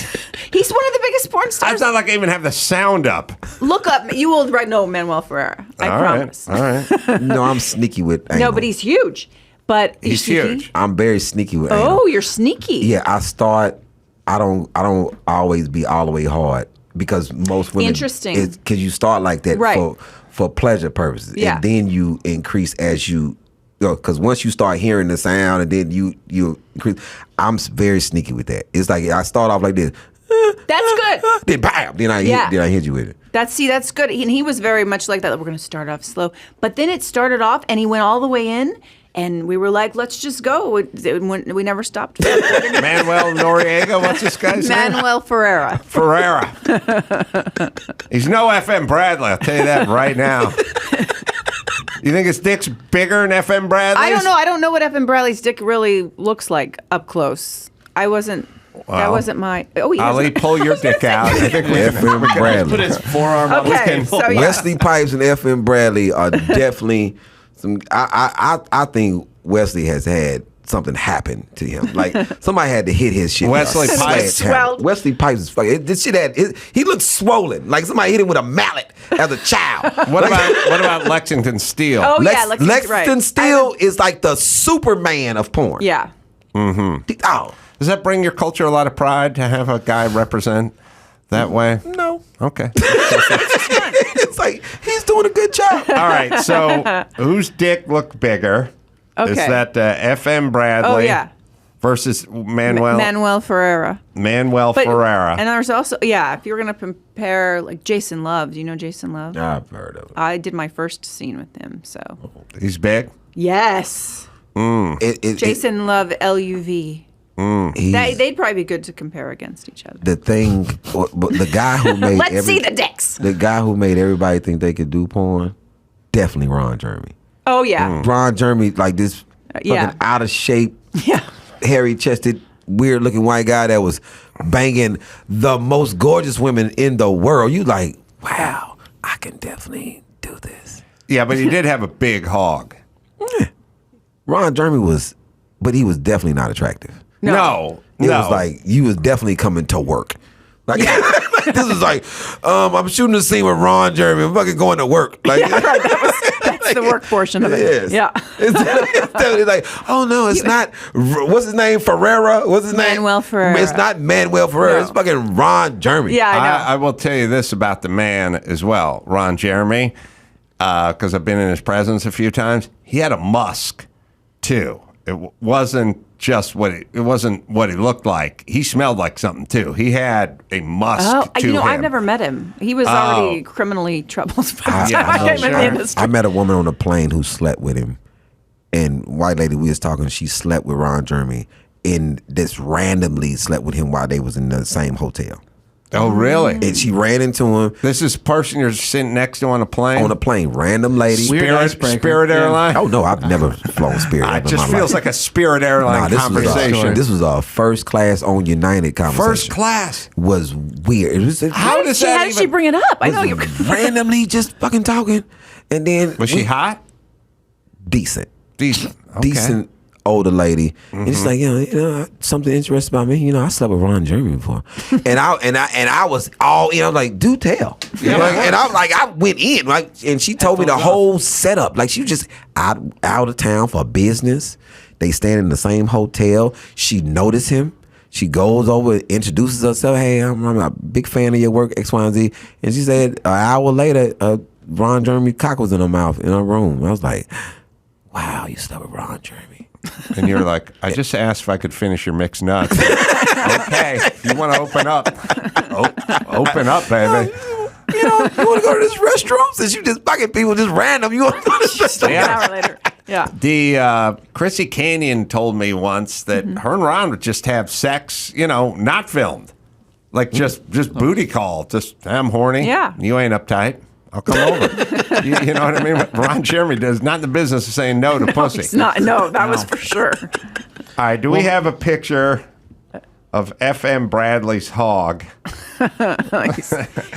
I'm very excited for this. And we do not include this in the YouTube. We're putting it up against. You can just see what it's like from my eyes. Yeah, just go off Maitland's reaction, please. We're putting it up Manuel Ferreira's hog. While they're looking at that, so I want to actually explore some of Maitland's career pre-porn. Oh, yes, but actually, yes. like Bold and Beautiful, you've done sex Yes. scene in Bold and Beautiful, right? Yes. And other than the obvious, like, what are is it still similar, or is it? You know what? I think soap operas and porn are so much alike. Like, of course, we're not actually having sex in the scenes. And I came onto the soap opera when I was 16, 17 years old. So I was, having online sex scenes with men in their mid-20s and older. But I think the whole world of soaps is so similar to porn with the big personalities and The these lube squires. Yeah, I wish we had a. Definitely have somebody with a robe. No. Yeah, we definitely had the robe. And I remember one time one of my co-stars had to wear a little sleeve on his hog. Oh, right. Oh, really? Yeah, because he had to do like a butt scene, and it was right before he was going to try to get me pregnant for my family's money and poke holes in the condom. So we had to show his butt. Wait a minute. This was on a storyline. This is on a. It was Beautiful. Really? That was on The Bold and the Beautiful. What the? You. Who was the actual Field Marshal Bradley? I want to know. and did he win World War II single-handedly? Who did F. I think it was an Bradley- English. who's I'm waiting for these photos. And then we have We all this are. one. We have this one as well. So you're. There he let's is. see. There's. We got a picture of FM. Okay, but I've definitely been with bigger ones. All right. Well, remember the guy's a friend, so watch out. Watch what you Not saying say he's not about it. big. I'm just saying Well, the there's. girl in this scene's actually 7 foot, so Okay. Yeah. we don't really have a... All right, we got FM Bradley. It's a little fuzzy. I know his work well. This is not the most flattering picture of his unit. I think, yeah, that's true. There's better shots of FM covered The up. lady Bradley. with the mullet. Yeah, I know. Wow, that's a hot thing. Yeah, and whose sofa is that? That's my question. All right, and then there's Manuel Ferraro. I guess we'll try to find him a picture, too. But he's going to be high res. Yeah. You know what I mean? Yeah, HD. That's not. Oh, that's There's that's FM. FM. FM's looking a little more stout there. Yeah. But all right. Manuel The sideburns are crazy. Ferrara. See how he's hanging. I'll be the judge of this. Okay, we're having a contest. All right. Oh, well, Manuel's got girth. Yes, I'll give him that. definitely. I don't think he's going to beat FM in the length department, but he's definitely got him in the girth department. That's for And there's- sure. yeah. Ali, how do you compare to these two venerated gentlemen? I'm like a mixture. A mixture. Oh, that's good. But the point of it all is that was my first anal dick. Wow, that's a lot. So yeah, Why not work your way up to that? you know what?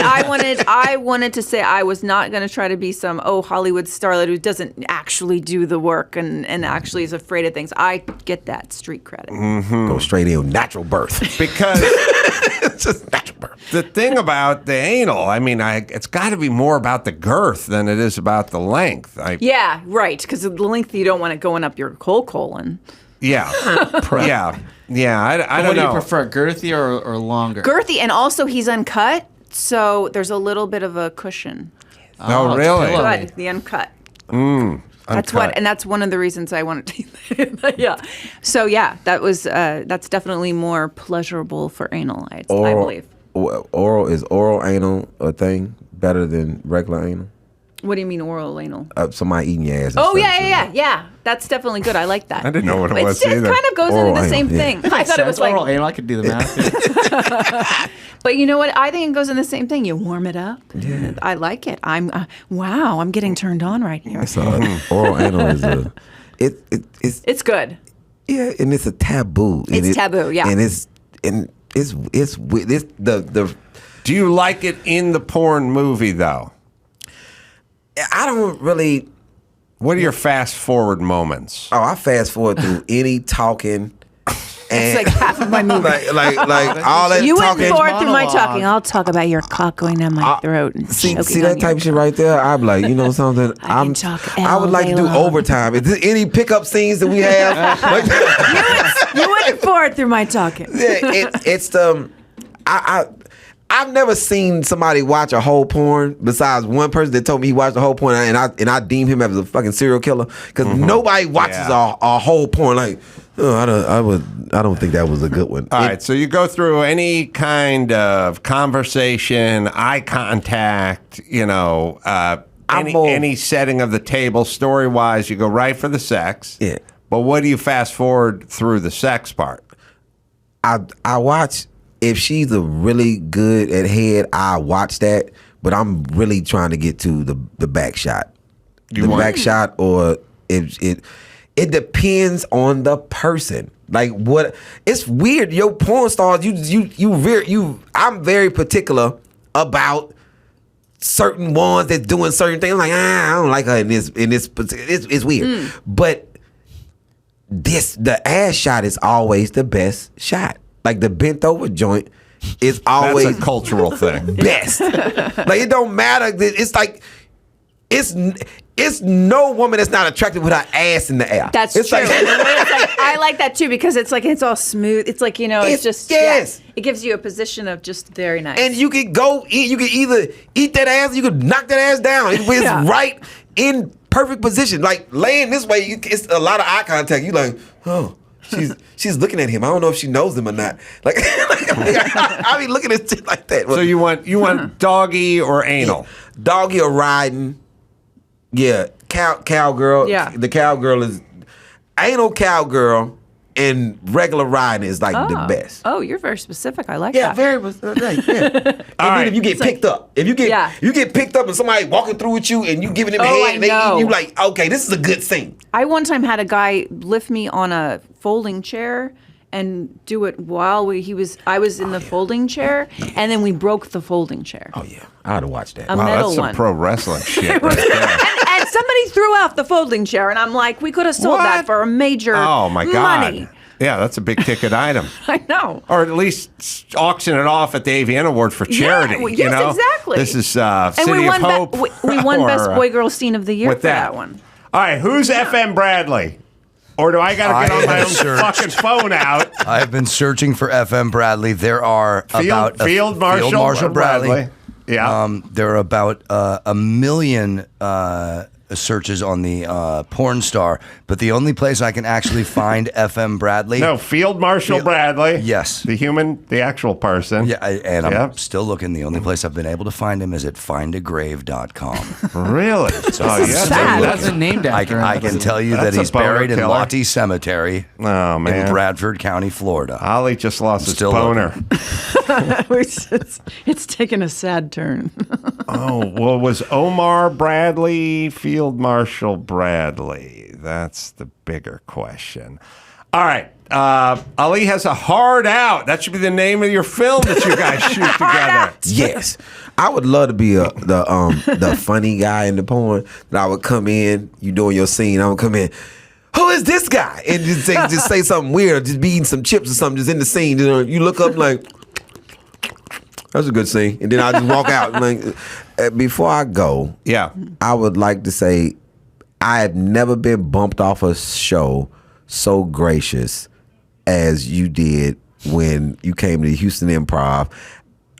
I guess they didn't know that you did your whole show. And you had the screen. Stand-up. Yeah, you doing stand-up. And it's me and this other guy. What year is this? Damn, what year is this? It's early on in my career for sure. Because it was at the old Improv, because the Improv switched. So it definitely was in the 2000 early when you was using the screen. You walked in, it's me and this other guy. It's me and the white guy. No racism to it. You walked in and said, sorry, fellas, I'm doing the whole show, not to be upset. And I'm like, he's doing the whole show. And no opener, no feature, no nothing. You had the screen come down, and I sat in the back and watched, and I was like, this is fucking cool as shit. I'm bumped as hell. I'm bumped. And the guy at this club, he's like, man, I'm gonna pay you the $50 because I'm just hosting, and the other guy got 50. And I was like, this is a very gracious bump. And the show was fucking fantastic. Oh, wow. I got bumped and didn't leave. Usually I'm bumped. I'm just fucking leaving. I'm bumped and I'm in the back watching like, oh, this is fucking great. With my little $50. You're the most gracious comedian Adam's bumped. That's right. It's going both ways. Ali Siddiq Yes, is sir. the name. And special, The Domino Effect Part 2, Loss, is available on YouTube, and Maitland Ward as well. The book, Rated X, How Porn Liberated Me from Hollywood. Author Brad Thor, 20 New York Times bestselling authors, always has a good book. We'll probably shift some gears and talk to him about international intrigue right after this. Morgan & Morgan. Let me lay a stat on you. People 15 to 24 have the highest rate of ER visits due to car accidents. And I got kids, and they're about that age, so it seems, well, they're right in that age group. It's kind of scary. So if you've ever been injured, check out Morgan & Morgan. Submitting a claim with Morgan & Morgan is easy. You can use it the same way you use like a rideshare app. It is that easy, and even easier than swiping right on a dating app, which, by the way, leads to more trouble, or this could lead to more money. America's largest injury law firm, 100-plus offices nationwide, over 800 lawyers, more than $15 billion recovered for clients. So if you're injured in an accident, check out Morgan & Morgan. Their fee is free unless they win, so it's no risk. Morgan & Morgan, right, Dawson?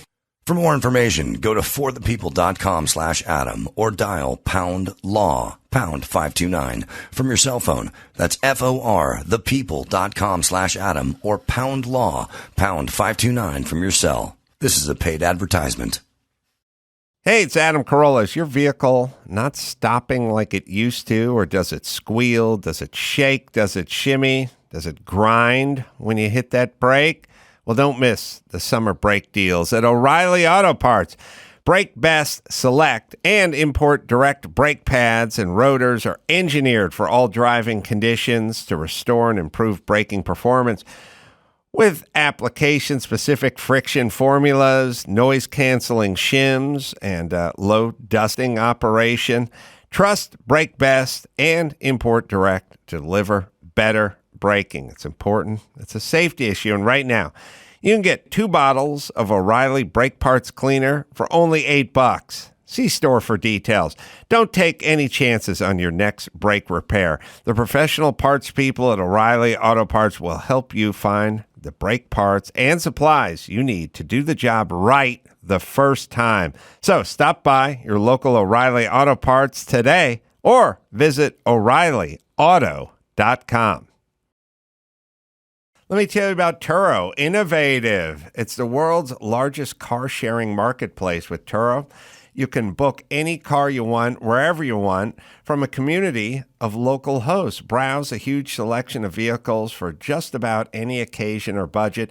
Book an SUV or a minivan for a family road trip, a pickup truck for some errands, or even test drive an EV.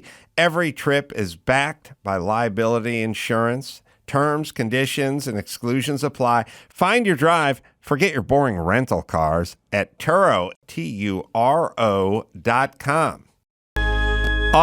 Best-selling author Brad Thor back on the show. The book, Deadfall. It is out as you hear this, and you can find it wherever you find finer books. All right. Good to see you again, Brad. Good to see you too, Ace. Glad to be here. Thanks. Speaking of Brad, so I was trying to get to the bottom of FM Bradley, the porn star, and then I thought he was named after Field Marshal Bradley, thus the FM, and then I realized Omar Bradley, and there was a half track or a tank or fighting vehicle or something named after him, and then you're such a famed historian, Omar Bradley. Yeah, I mean, listen, very, very impressive guy. Where do you start with this guy? I mean, because he took the 82nd to the 1st Airborne Brigade. He was in charge of kind of war policy for Korea. This guy's just amazing. He was the first, I believe, chairman of the Joint Chiefs of Staff, too. So Omar Bradley, big guy, served under Patton, was involved in the Sicily, the D-Day invasion in Normandy, just a fantastic warrior. But how definitely big? Not a porn star. But I was going to say, how big was his dick? Like a cut to the chase. Yeah. No, was he? Are we talking Dirk Diggler? No. Was he known? He's got huge balls. We'll tell you that. Was he known as Field Marshal Bradley? Was he known as? Gosh, you know what? Now you're really. I'm trying to remember because he was chief of staff for the United States Army. What rank did he finally? Did he rise to? And was he Field Marshal during World War II? All right, let's hop ahead. General of the Army. I want to know, and I know we spoke about this. You always discuss terrorism, and you're part of a national tactical force that basically says to guys like you, Hollywood guys, creators, the Washington guys say to you, be creative. What do you think the next terrorist attack is going to be, because I think you would have to go to folks who create for a living, who come up with these scenarios for a living, much more than sort of rank and file guys, guys who career military guys. But as I was reading this, I was thinking to myself, terrorism. We used to talk about it all the time.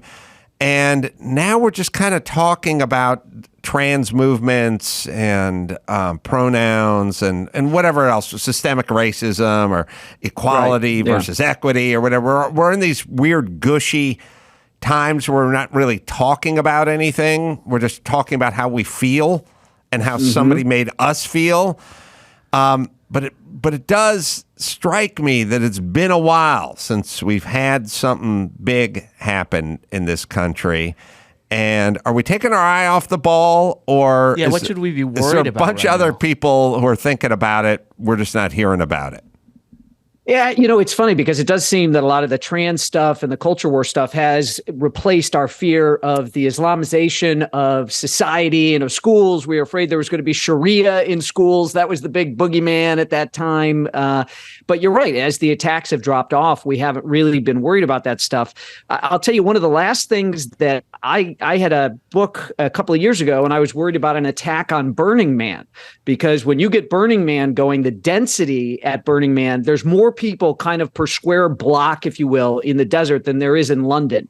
And when I put that out and I started with a big terrorist attack at Burning Man, the United States government went, oh boy, we need to take a new look at Burning Man. And it got into the press and stuff like that they were reviewing that. But I'm thankful that we have not had anything. We've been so good at crushing these guys, whether it be, al-Baghdadi and Soleimani under Trump, bin Laden under Obama. I mean, we've had some good, clean hits. They've been excellent. So we keep cutting the heads off and they don't grow back. Or they do grow back, but we cut them off as soon as they do grow back. I know. It's always funny when Trump smokes someone with a drone. It's like, family man, al-Baghdadi was killed by... It's like, we'll go with terrorists, CNN. Thank you. Loving grandfather of 14. Yeah, okay, thanks, CNN. Thank you, CNN. Yeah, it does make, when you were saying Burning Man, I was thinking to myself, that crazy scene in Vegas where the guy started firing from his hotel room at the country music. That's one guy taking out 53 people just because of proximity, density of people, density with lack of cover. There was nowhere to go, no buildings to hide behind or inside of or whatever. So what one guy can do with that, and then you go Burning Man and you go, there's 400,000 people there. I don't know what there is at Burning Man. Yeah, it is very, very crowded. And I had a buddy of mine and his wife were in Vegas at that show when the shooting began. And I mean, it's something that's going to live with them forever. They can't even put into words how terrifying that was. But you're right. It's one person. We just had that school shooting here a few months ago in Nashville, where I live, and that was terrifying. All the other schools got locked down, and it's interesting because it's not only the kids that experience it at that one school, it's all the other schools that go into not a lockdown drill, but actual lockdown that kind of have that trauma as well. So it's amazing what one person can do and the effect that they can have overall. Well, speaking of that, and I'll put my conspiracy hat on, which I didn't used to own a conspiracy hat, and then I bought a conspiracy hat, but I almost never wore it. Now I'm putting it on like 3 times a week because I don't trust, after COVID and Hunter Biden's laptop and the fucking FBI and all their bullshit. Like I don't trust the government anymore. But the shooting in Nashville, there's a manifesto somewhere that we don't never saw it. Yeah, we don't get to read. Does that feel like Chris doesn't follow this shit as close as I do? But when somebody shoots up a school, they leave their manifesto. I would like to know. And the following day, it's on CNN. Yeah, but not this one. Yeah. And does it seem suspicious that this person was basically a trans person and shot up basically like a Christian school?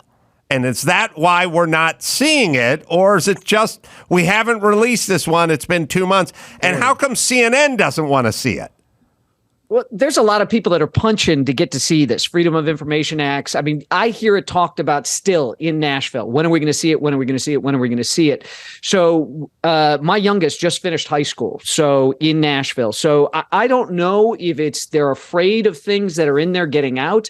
I don't know if they wanted to encourage, if they want to encourage other shooters without knowing what's in it. It's hard to say either way, but I agree with you. These things normally leak. They normally get out. Why not this one? Does it not kind of comport with the media narrative? It's not a young media narrative. Shot up the school. Right. If it's, look, I think the problem that, hold on, I got to get my, I got to get my conspiracy theory hat and put it on again. I used to keep it in a box on the upper shelf of the closet. I never got it out. But during COVID, I'd pull every time Rochelle Walensky has had something to say about the CDC or Fauci had a statement or Deborah Burke had to say, I had to go get the conspiracy hat and put it on. What people would say is if this was shot up by some guy wearing a MAGA hat who took an oath to Adolf Hitler and wanted to start a race riot, then CNN would be running that manifesto the following morning. But if it's a trans person who shoots up a Christian school and may have had some thoughts that went against the approved media narrative, then not only do we not see it, but the usual suspects don't even ask that we need to see it. And that's the conspiracy part. I know on the local news level here that there are investigative journalists that are petitioning the court system and that kind of a thing, Freedom of Information Act, trying to get it. It has not come out yet. I have no idea why. I think there's been more than enough time since then, but I don't know what's in it.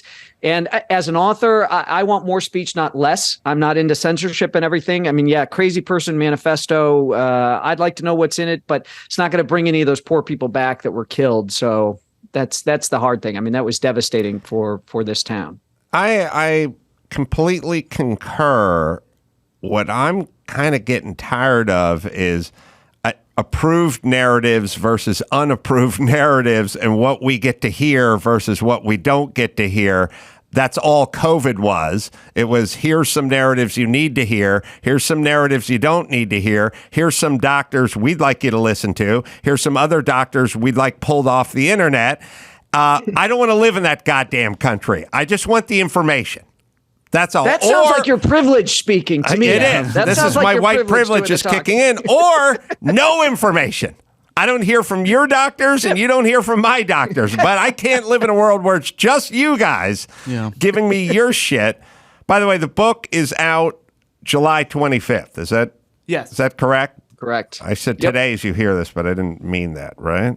Right, correct. Right. Okay, sorry. Something's on my bio. So good that we've had a nice quiet run. Mm-hmm. You would, in the terrorism department, you would say that is probably because we've been hurting their network on their soil versus letting them come here and assemble. Yeah, I would say that, but you would think with us being out of Afghanistan that you'd see more reconstitution of these forces and things like that. But we've I don't want to jinx it actually by talking about it, but we've been very, very fortunate that we have not seen anything here. And not only that, we haven't seen kind of the radicalization of like one dude that decides to go and do this sort of a thing. You know what I mean? That was a big worry. We had the guy that drove into Times Square, had the bomb in his car several years ago, all that kind of stuff. And the media narrative immediately was, he couldn't qualify for his mortgage. Right. That was crazy. Yeah. So, we've been very fortunate. Well, white supremacy is the biggest problem this country faces. So blah, blah, Can't blah, agree. Blah, blah, blah. Brad, so Deadfall. So this book, I mean, you're notorious for doing all this research for all of your novels. This one, it involves Ukraine. So I'm sure you did a lot of research for what's going on. Is there something, if we're talking about mistrust in the media, that we are getting wrong about the whole Ukraine and Russia situation? I don't think so. You can't argue with the fact that Russia in 2014. So if I can just set the table really quickly, when the Soviet Union broke apart, a third of their nuclear arsenal was in Ukraine.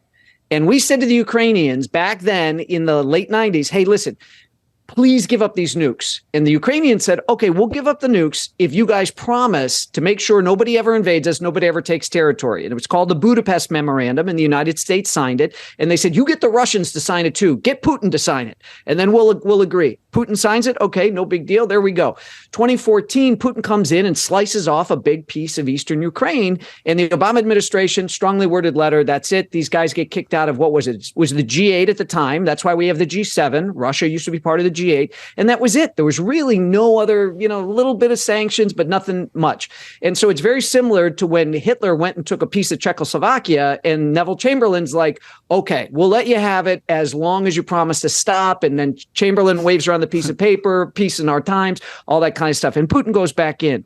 So listen, I love Saving Private Ryan. I loved Fury with Brad Pitt, Band of Brothers. I've always loved these great World War II stories, and I've wanted to do a modern kind of version of that, where I could take my character and drop him into a war in Europe and kind of recreate that feel, do a timeless story like that. And that's what I've done with Deadfall. There's an American aid worker that goes missing. He has to go find her. The Wagner Group, Putin's mercenaries who have been recruiting from insane asylums and prisons in real life. I've got that in the book. These are bad guys. And my guy goes in, locates the woman, and then he's got to lay waste to this absolutely horrific group of monsters that have been committing war crimes in Ukraine. So just a fun kind of thriller. It's hard to build it up like that and call it fun, but that was I wanted to create my own kind of Band of Brothers thing, but a modern take on that. All right, here's my Ukraine take.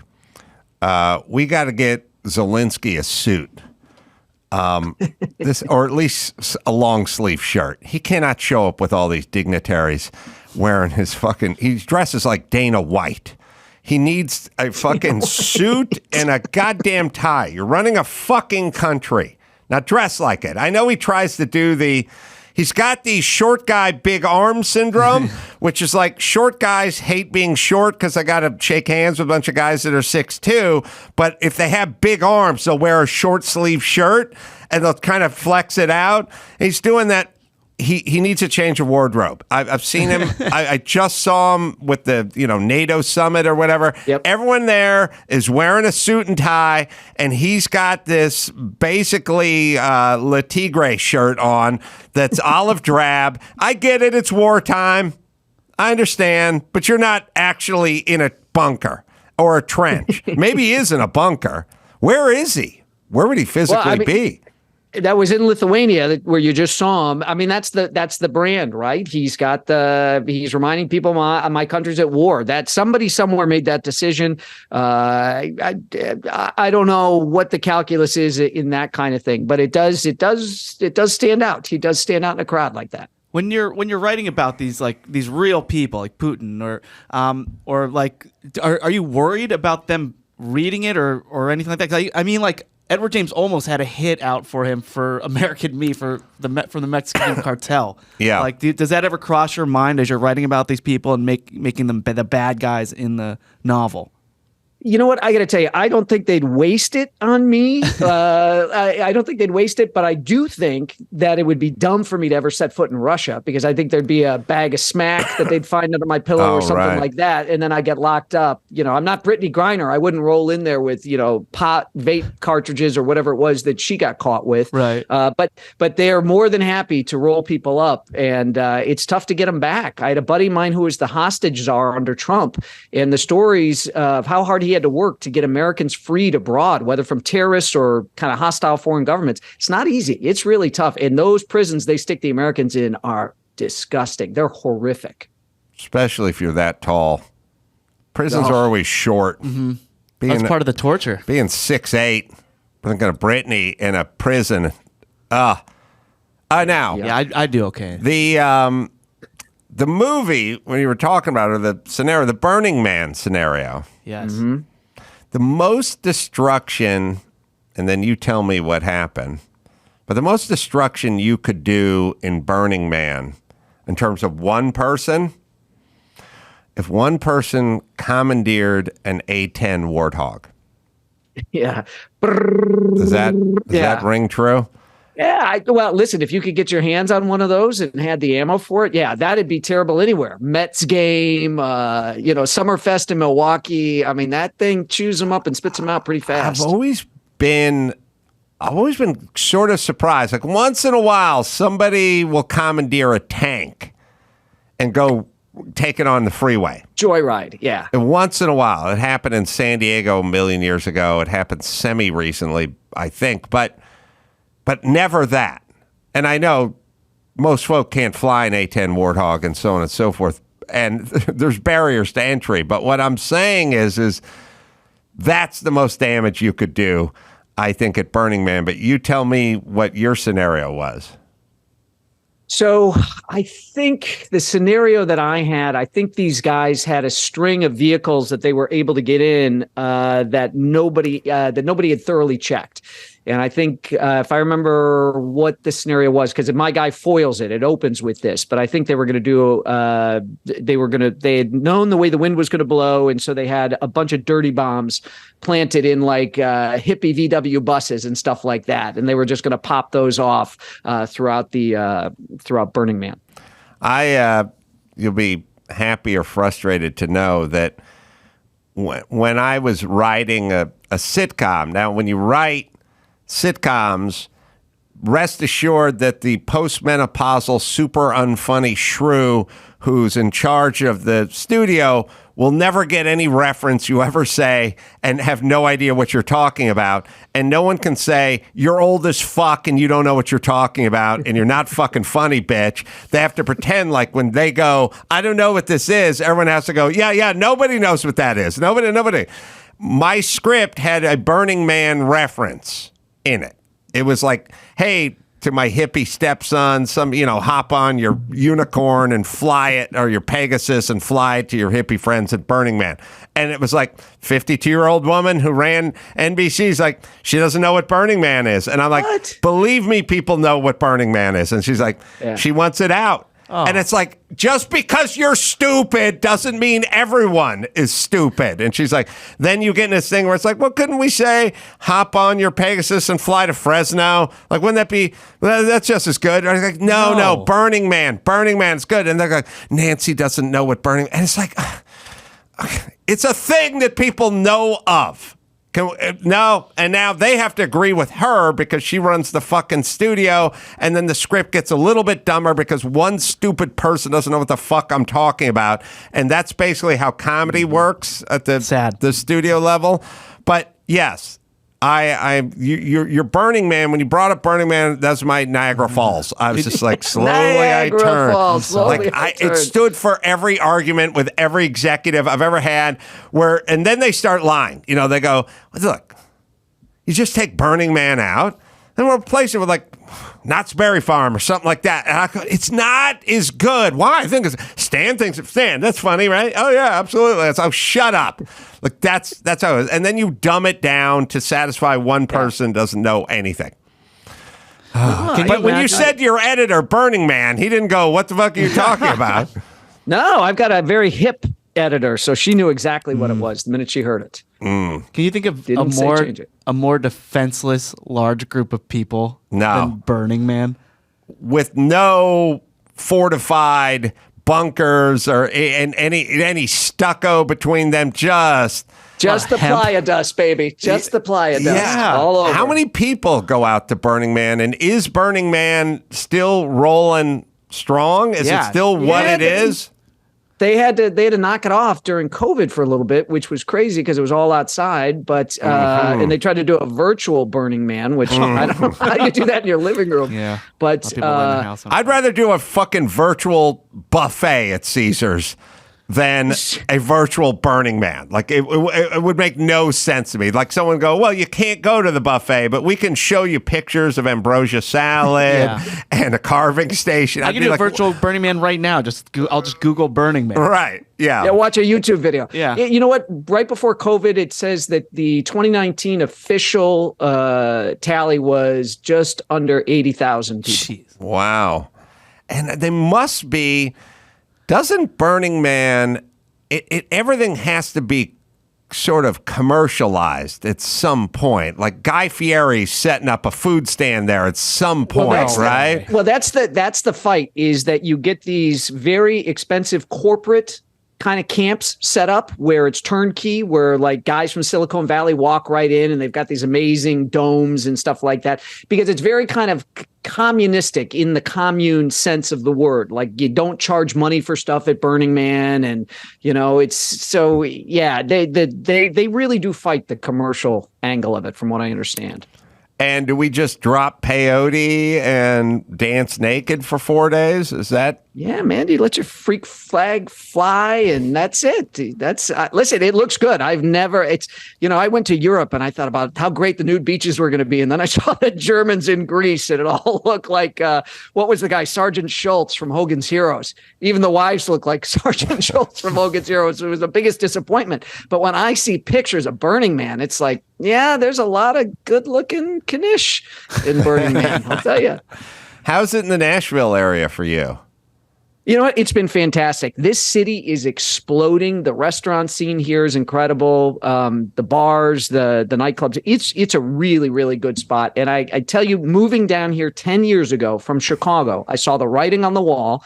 I moved down here. I prolonged my children's adolescence by a good 2 or 3 years by living in Nashville. It's the best thing we ever did. Yeah, I don't know what's going on with a lot of cities, but I don't feel like people feel safe in them. They don't want to live in them. I mean, they're overrun. I just heard in Los Angeles that we spent $17.5 billion on the homelessness. $17.5 billion on homelessness, and it increased during that time period. Yeah, it got worse. Every high school in California could have a new football stadium for that fucking price. We could have paid the rent of every homeless person for 5 years with that. It is insane. And I'm a broken record with this, but whenever people talk about like our schools are underfunded, like when did we think giving money to solve a problem solved the problem? I live in California. I've seen no evidence. Look no further than $17 billion for homelessness. It's not even no evidence. It's actually gotten worse. It gets worse. Now, you're right. There is evidence. There's substantial evidence that one would correlate the more. When I was in high school, we gave $0 to homelessness and we had zero homeless. Yes. Wow. So I guess everyone's just going to have to move at some point because the answer can't be give more money, right? No, well, it's a whole basket of problems, right? You look at Seattle. One of the best documentaries I ever saw was by an investigative reporter from, I think it was the ABC station in Seattle. And you can find it on YouTube, and it's called Seattle is Dying. And he did a whole study about how the decriminalization of personal possession of hard drugs has actually accelerated the homelessness problem because people are no longer being hauled in for hard drugs. They are developing addictions. They are not able to hold a job. They steal to support the addiction. They can't keep paying their rent and all this kind of stuff. So he showed how this thing was just this snowball that went on and on and on versus I think they compared the program in New Hampshire to where when people got arrested that had substance abuse problems, when you saw your parole officer, the methadone clinic was right there too. And you had to check in and do. So you had to do this two-tiered thing and that you had a lower rate of people coming back into the prison system there than you did in Seattle. But you get this in Portland, you get it in Seattle, you get it in San Francisco, you get it in LA. I mean, it's up and down the West Coast and they're all the same. Policies. And, you look at these politicians and they say, don't judge me by my results, judge me by my good intentions. And I'm sorry, $17.5 billion. I don't care what your intentions are. That's why people are fleeing California. Who wants to pay taxes you might as well light the money on fire. Yeah, I know. It's funny. Drew lives part-time. He's in New York and most of the time in California. And he does say to me all the time, I don't mind the taxes as much in New York because I feel like I get something in New York. Whereas in California, you just feel like it just goes right into the fucking toilet. But I don't know. I'm wondering about politicians. I mean, I have a thought, which is a bigger thought, which is too many chicks in politics. There's too much feeling, not enough. We need more sort of drill sergeant and less sort of good vibes, because all the failed policies start with good intentions. Like they all start with chick think. You know what I mean? And chick think isn't inherently worse than dude think. It's just bad for these kinds of policies. So dudes are like, you either get in rehab or we're going to lock you in a cage, you know, and women are like, they're misunderstood. They need clean needles and a safe injection zone and to not be judged. And it's like, I wish any of that worked. It does not work. I would love to. I live in LA. It's essentially run by chicks. And there's what was that video I showed you, Chris, yesterday about that, which is, look, people think I'm misogynist anyway, but what I'm saying is women inherently, like you take Los Angeles, we have city councils, all bunch of yentas, we got Barbara Ferrer and stuff, and then something like COVID comes down the pike, and when you say to a woman, you said to my wife or you said to me, how should we handle this? We'd have very different approaches to how we should handle this. Women are safety oriented. Their thing would be shut the schools and shut the beaches and lock it down, and in the name of safety. I would be more like, you can't ruin the economy. You can't set these kids back. People need to walk on the beach.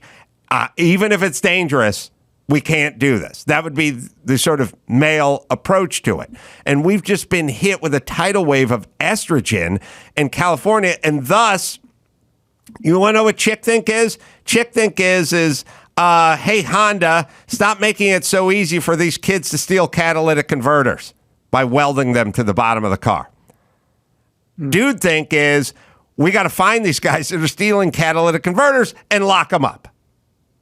I got buddies that want to electrify the catalytic converters, so when they go for them, it's like the world's biggest taser. So yeah, it's the give and take. It's the give and take of our system, right? There's these competing ideas, these competing camps, left, right, and I know plenty of very tough women who. Let me explain. There are many women. Margaret Thatcher was one. Iron Lady, Condoleezza Rice. There are plenty of women that think like dudes. Kristi Noem. Right. And then what we have, and then we have Gavin Newsom, who's a dude who thinks like a chick. So don't worry. It's not just what's between your legs. It's what's between your ears. Well, write that shit down. Yeah. That fits on a bumper sticker. That's good. Yeah. The book, Deadfall, it is going to be released. That'll be July 25th. And Brad Thor never misses. So get it wherever you find finer books and watch him rocket to the top of the charts one more time. Brad, always good to catch up with you. You too, Ace. Thank you. And by the way, I just had a chance to repeat to my kids the other day what I believe your dad had said to you, pointing at the doctor's car, in the doctor's big house and all that kind of stuff. Instead of why should somebody have that much? You know what? You work hard, you can get that. That should be your goal. So you were on my mind recently. So thank you for that pearl of wisdom I still use with my own children. Well, thanks for reading one of my books for a change, Mr. Author, because I think it was in there somewhere. So until next time, Adam Carolla for Brad Thor and Ali Siddiq and Maitland Ward and Chris Max Zapata saying mahalo.